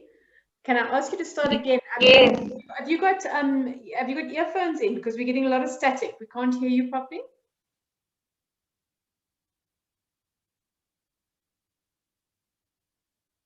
Can you try again?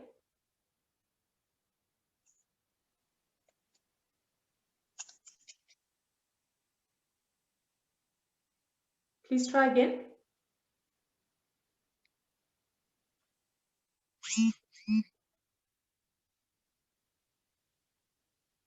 Can you hear me now? Oh, no, it's very bad, unfortunately. Maybe, can I ask you to leave and come back in? Maybe the connection will be better.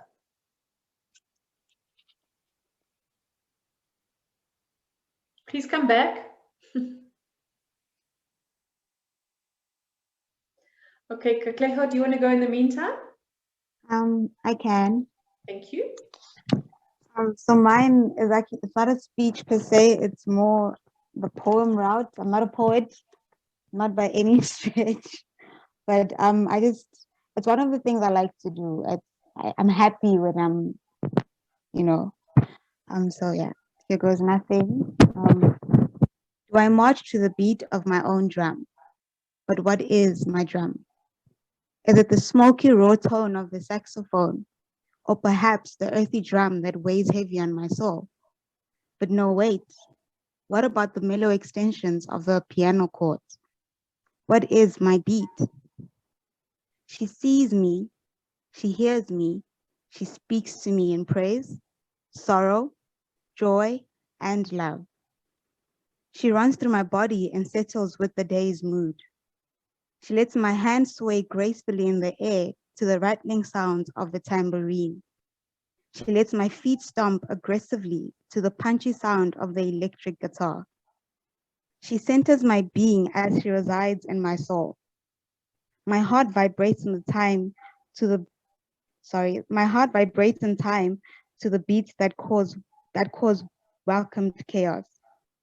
Again, I say, she brings me joy, sorrow, and tenderness. She is a shadow that follows me from sunrise to sunset. So you ask, do I march to the beat of my own drum? Yes, yes, I do. And her name is music.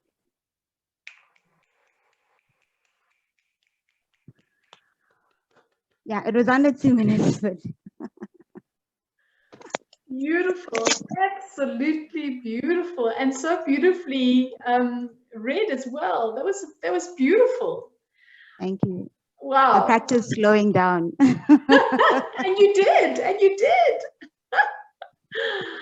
And you know what, Kleho, you were brave. You turned on your video. Well, I mean that bravery is so beautiful, and it was, yeah, your rhythm. I love, like, it brought the music out. You know, the way that you actually delivered. It showed that. Hello, Esther. Yay! Happy to see you. Yay.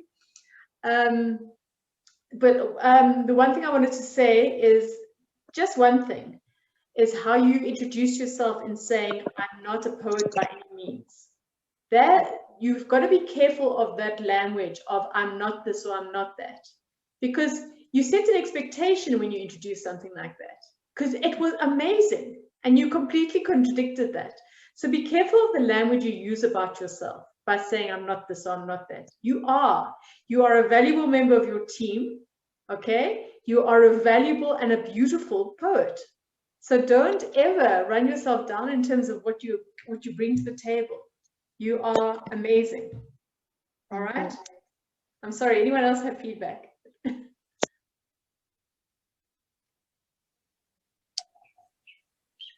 Makana, go ahead. Yeah, I really, really loved your poem. I mean, music is my universal language too. It's definitely something I can get lost in, but it was beautiful. And I agree with you. Thank you for reminding her. It's really important that you because you, honey, you have such a beautiful gift, and never be too shy to let yourself shine.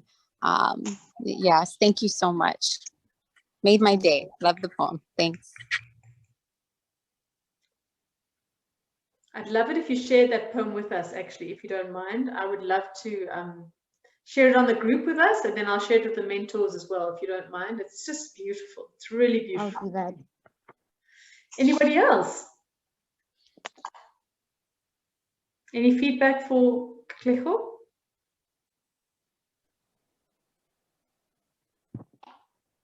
Andisa, go ahead. Hi, Katleho. That was a beautiful, beautiful poem. Thank you for sharing with us. One thing I'd also like to mention, and it's something that came from everyone else who was speaking, is that you guys were saying such positive words about yourselves, telling us positive things. And sometimes when you speak, you also need to internalize what you're saying so that it becomes more believable to the audience that is listening to you. And all those positive things you were saying and all those positive messages, I feel like it's something you guys should continue using when it comes to your personal lives or your careers. So thank you so much for sharing your video, Katleho. That was beautiful. Thank you. I just want to note, I mean, it's the 3rd week this week, and I think the trend for me every week is speak positive, right? Because I think I like a bit of that. So the message, a lot of times with what I share with the group, is the message that comes back is try not to be so hard on yourself and just be positive. And so I'm going to try and work on internalizing that. And it also just speaks back to Mbali's speech, which I could relate to, because I relate in the sense of I recognize myself not doing it, but she's giving the message to act and do it and not be afraid to do it. So I definitely appreciate it. Mbali, talking of which, will you also share your speech on the group so that we can share it with everybody, if you don't mind? I think it's also very inspiring. Please, please. Share it as in write it down. Yes. Okay. Thank you. Anyone else have anything to say? Okay, who wants to go next? Matumelo, you back? Let's try again. No, sorry.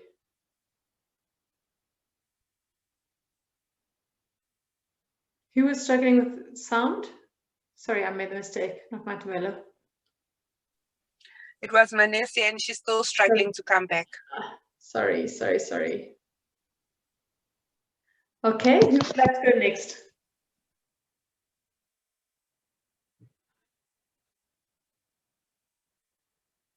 Marato?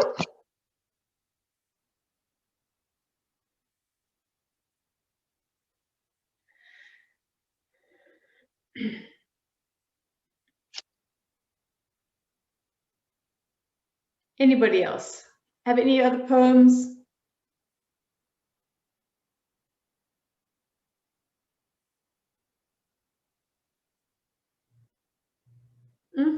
No? Is that it? Is that all our poems for this evening? And our speeches? Should we try and phone Manisi quickly, see if she is able to come back?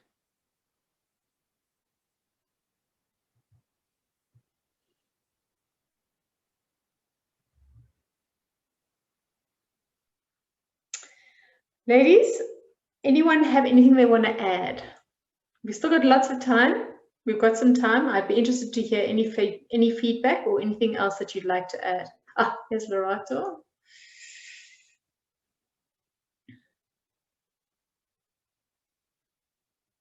Esther, did you have anything that you wanted to say about the module and art of communication? I'd love to hear some of your inputs for this evening.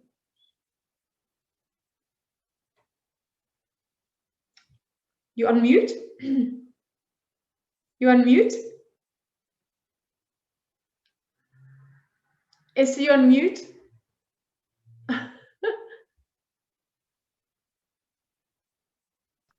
I was just getting my thoughts together. I was facilitating a conflict on two big companies that could not see eye to eye, but they both need a deal and they all have egos. So it just reminded me of what we did the other day about communication, you know?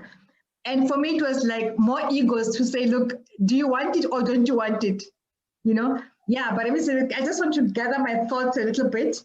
But I think if there's anything that I can share, I think from the module, I wish I had what happened and how the ladies have gone through the whole thing here. But in our prep session, as we discussed the other day, I think what I liked most about the module itself was around the three areas that you spoke about, especially understanding your audience, you know, who are you talking to? Do they hear you? And as a motivational speaker, because I speak a lot in a lot of, I'm invited a lot to speak to a lot of forums. I always ask people, how many people are going to be speaking for a day? And they want to also ask me, why do you want to know? I'm like, it's because as speakers, we all are coming with our own packages.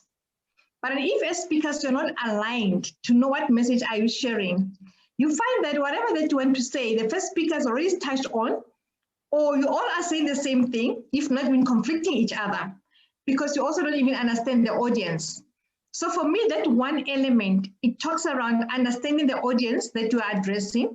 But importantly, if you're going to be 2 or 3 people addressing the same audience, just be polite and humble enough to have your own caucus on site and understand what are you going to be touching on so that you all can have a flow.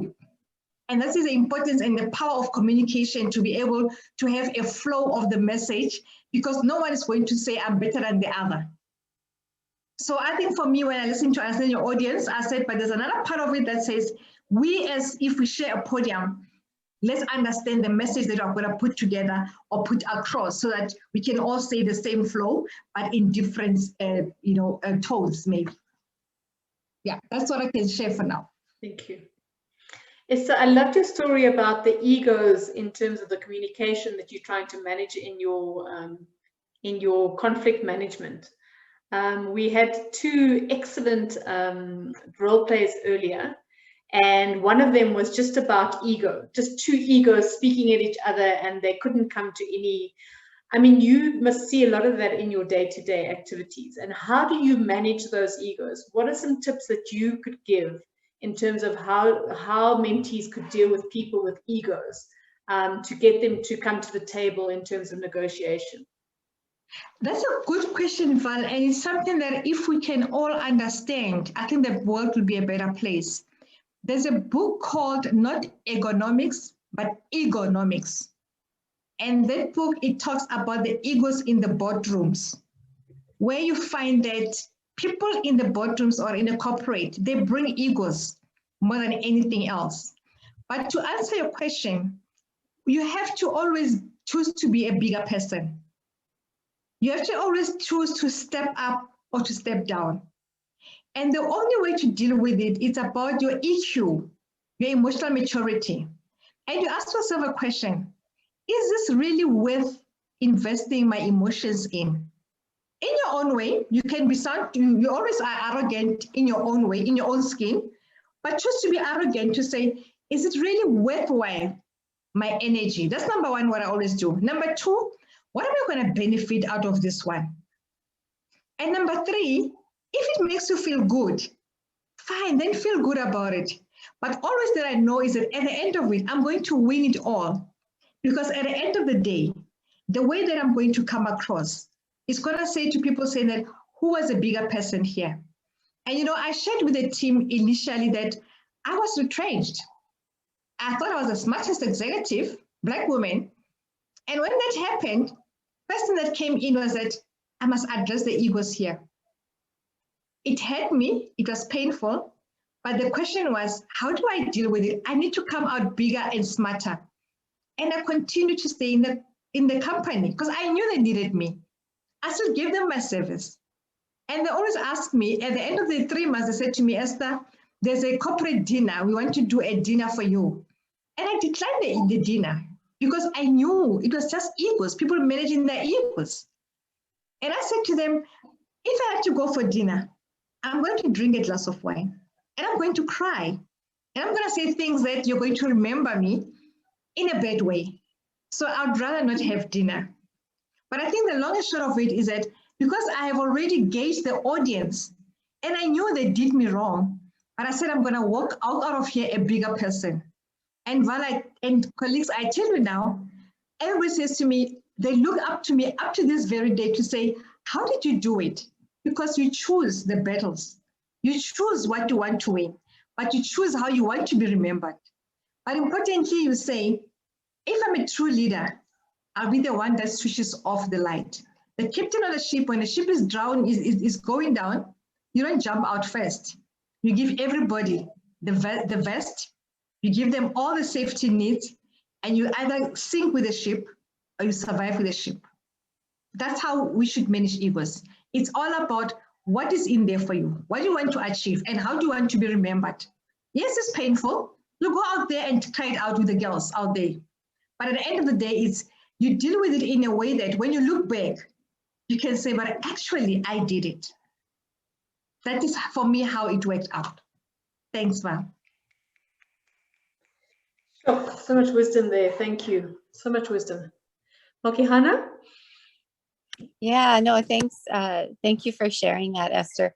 Some thoughts that came to me as you were talking was, you know, the thing with speaking from the heart and then your ego, it's interesting because I feel like there's an interplay of opposites, and there's times where ego can come in. I guess when you have to sort of build that self-confidence, but yet you want to come from a place of humility, and then that comes with speaking with your heart. And I think coming, you know, and it's interesting though, when you're working with leaders that they're all ego, and they're lacking what I believe is heart-centeredness. And that's kind of the piece that they need to add in there. And that means being vulnerable and and being vulnerable means showing the parts, speaking about truths within yourself that may be uncomfortable. And that to me is extending humility. And I feel like if those you know, individuals, including myself, because I've had to do that as well in my life, but like being able to extend that, then that's a way of being able to sort of practice humility and having that balance of, because there is a time for ego, right? There's a time, but there's a balance with it all. So yeah, no, those are just thoughts I wanted to share as you were speaking. I was like, yeah, no. And we do come across people like that. And then that can later come across as arrogant, you know, when they're talking from that place and they're missing the heart-centered part of it. So thank you. That's all. Just wanted to share. Thanks. And Mokiha, what you said. And Val, I must just say just one thing, humility. Learn to humble yourself. Eat that humble pie. It will pay one day. And don't forget to cry. And don't forget to scream when you get into your car alone, because you need to take it out. But you need to always know that you are what people see from you. Absolutely, love. I'm with you. Thank yeah, you. Absolutely. I think, and what you're talking to is what makes women such amazing leaders, right? Is that we can show that authenticity and speak from the heart. And more often than not, the egos are not involved when women are leaders. And I think that's why these sessions are so important. And this us actually going out there and doing what we are actually so good at doing. We so underestimate our power in terms of our leadership abilities, but we are better leaders because of those things that we bring to the table. So don't ever let your shine, don't ever not shine, because you should be there, because you are real and you are true to your heart, you know. Manisi, you are back. Yay. Let's try again, please.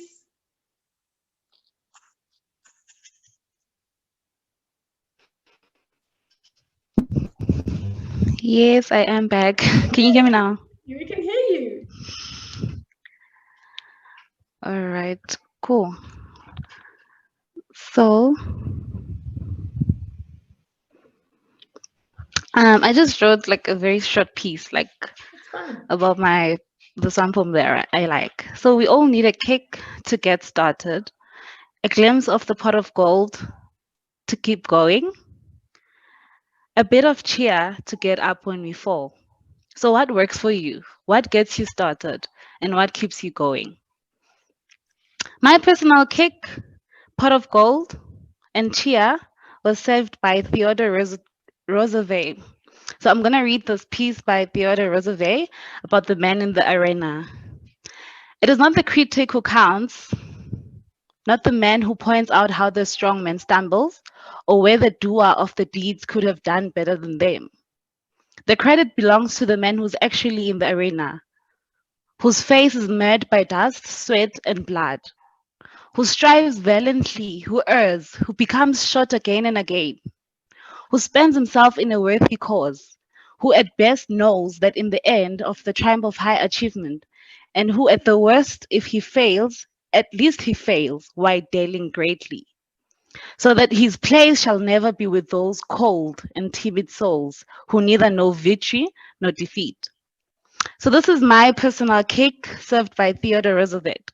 Silence the noise and go after your goals. Make mistakes, learn from mistakes. The man in the arena doesn't stop, but he falls forward. Stays passionate, worried not about what the next person has to say, but in the end, whether he's victorious or whether he faces defeats, what matters is that he was in the arena.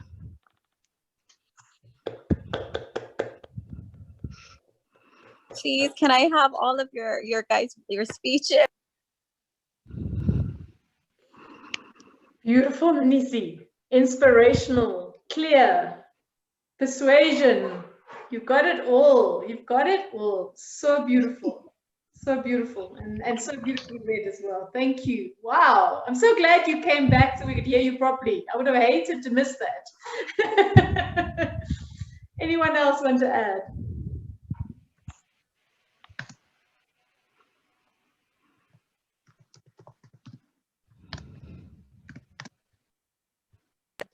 With your permission, can I share some of your poems and speeches, girls? Thank you. So I loved it, Manasi. Manisi, you're going to share that with us as well, right? In writing, please? Yes. Oh, yeah. Anyone else have any other feedback? Has anyone heard that poem before? I'm interested to know. Or that speech before? I've never heard that one. I love the speeches, but it's beautiful. Yeah. Where did you find the it? poem is beautiful. It's beautiful. Yeah. Where did you find Oh it? yes, I've got a comment. Sorry. Okay, you can go. It's fine. Sorry, is it okay? Sorry. I've heard the speech from the person that you quoted. I like the fact that you're using someone else's speech to then build on your speech, which is quite unique. We always have this thing of we need to start from scratch, but sometimes it's good to leverage off and use other people's way of communicating to send our message or to better elevate a message that we find close to ourselves or close to our hearts. So definitely spoke to my heart, because a lot of that, the speech that you use specifically, Brené Brown uses that in Daring Greatly, in her book Daring Greatly, and that has stuck with me since like I read that book, because of how it's okay to fail. It's okay to learn from your failures. It's okay for you to pick yourself up and keep going. And really that came through as well from your speech. So thank you very much for that. Beautiful, beautiful. Who hasn't gone yet? Come on, ladies.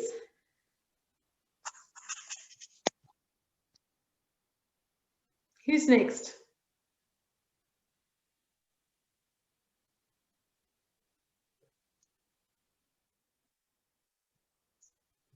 Are we done? Okay.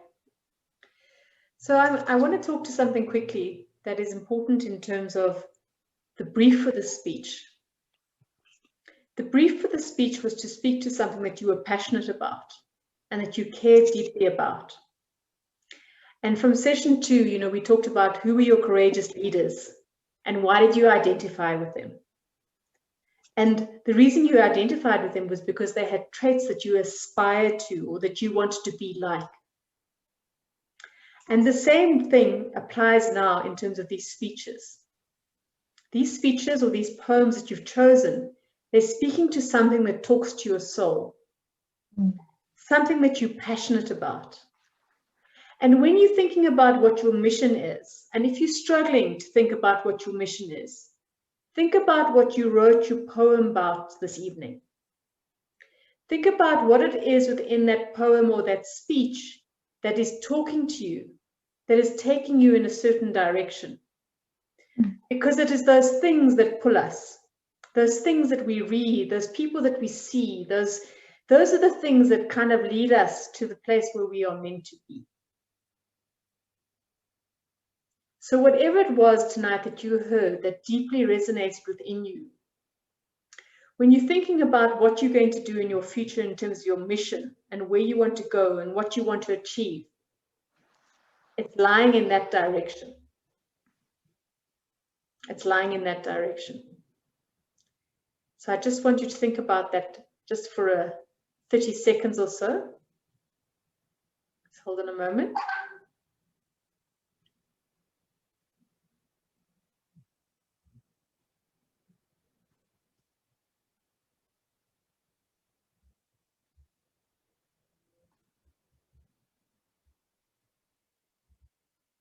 Okay, Esther, thank you. Go ahead. No, Val, I just want to close out with some teary experience that happened today. And I'm not sure if it's going to be relevant to this, you know, to our discussion today, but I rather want to end with it after everything else is said and done.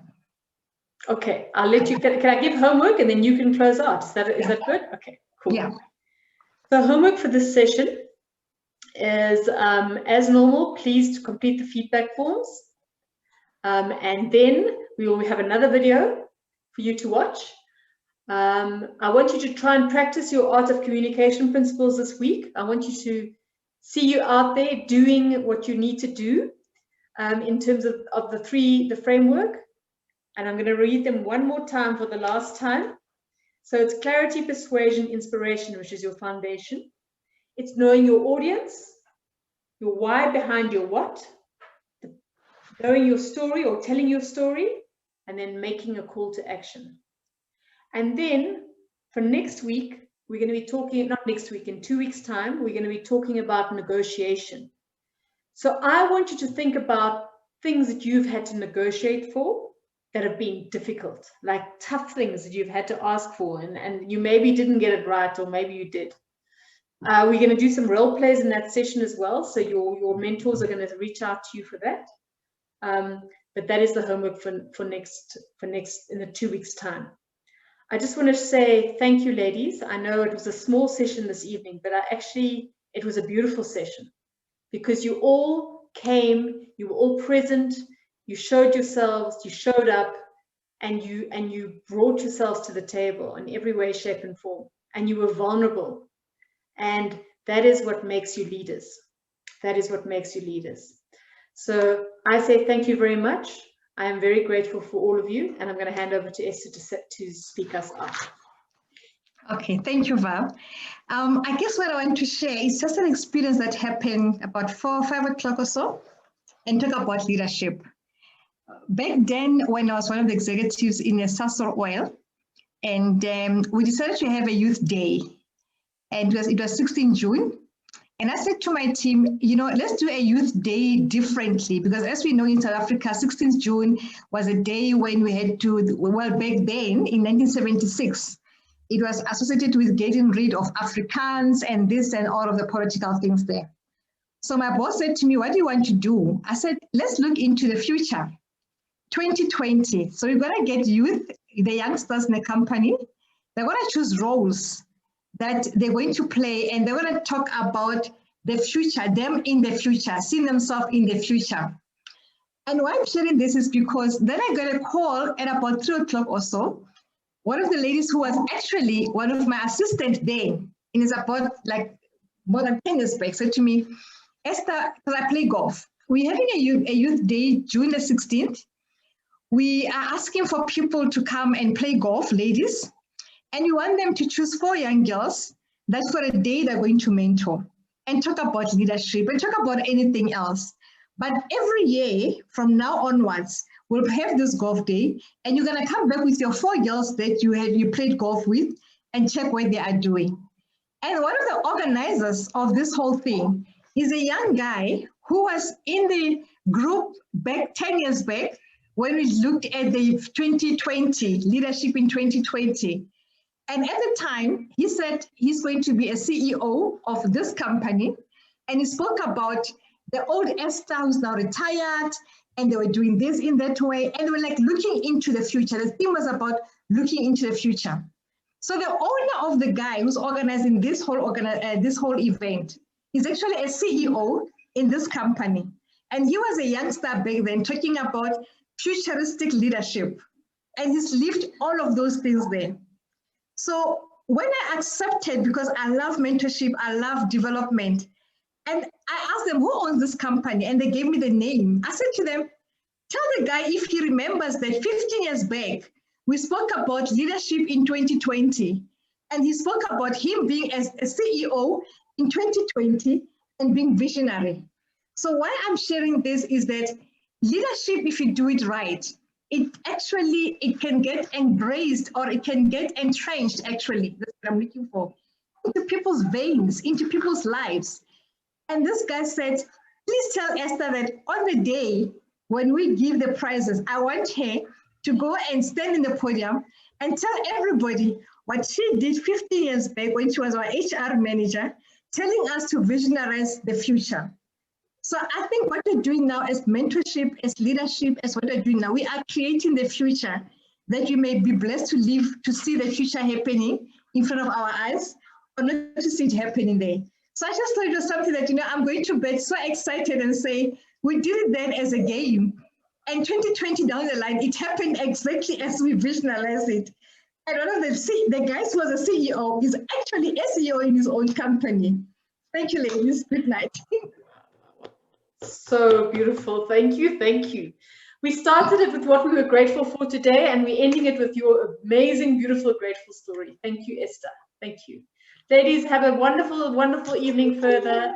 Thank you for everything, and we'll see you next time. Thanks, everyone. Aloha.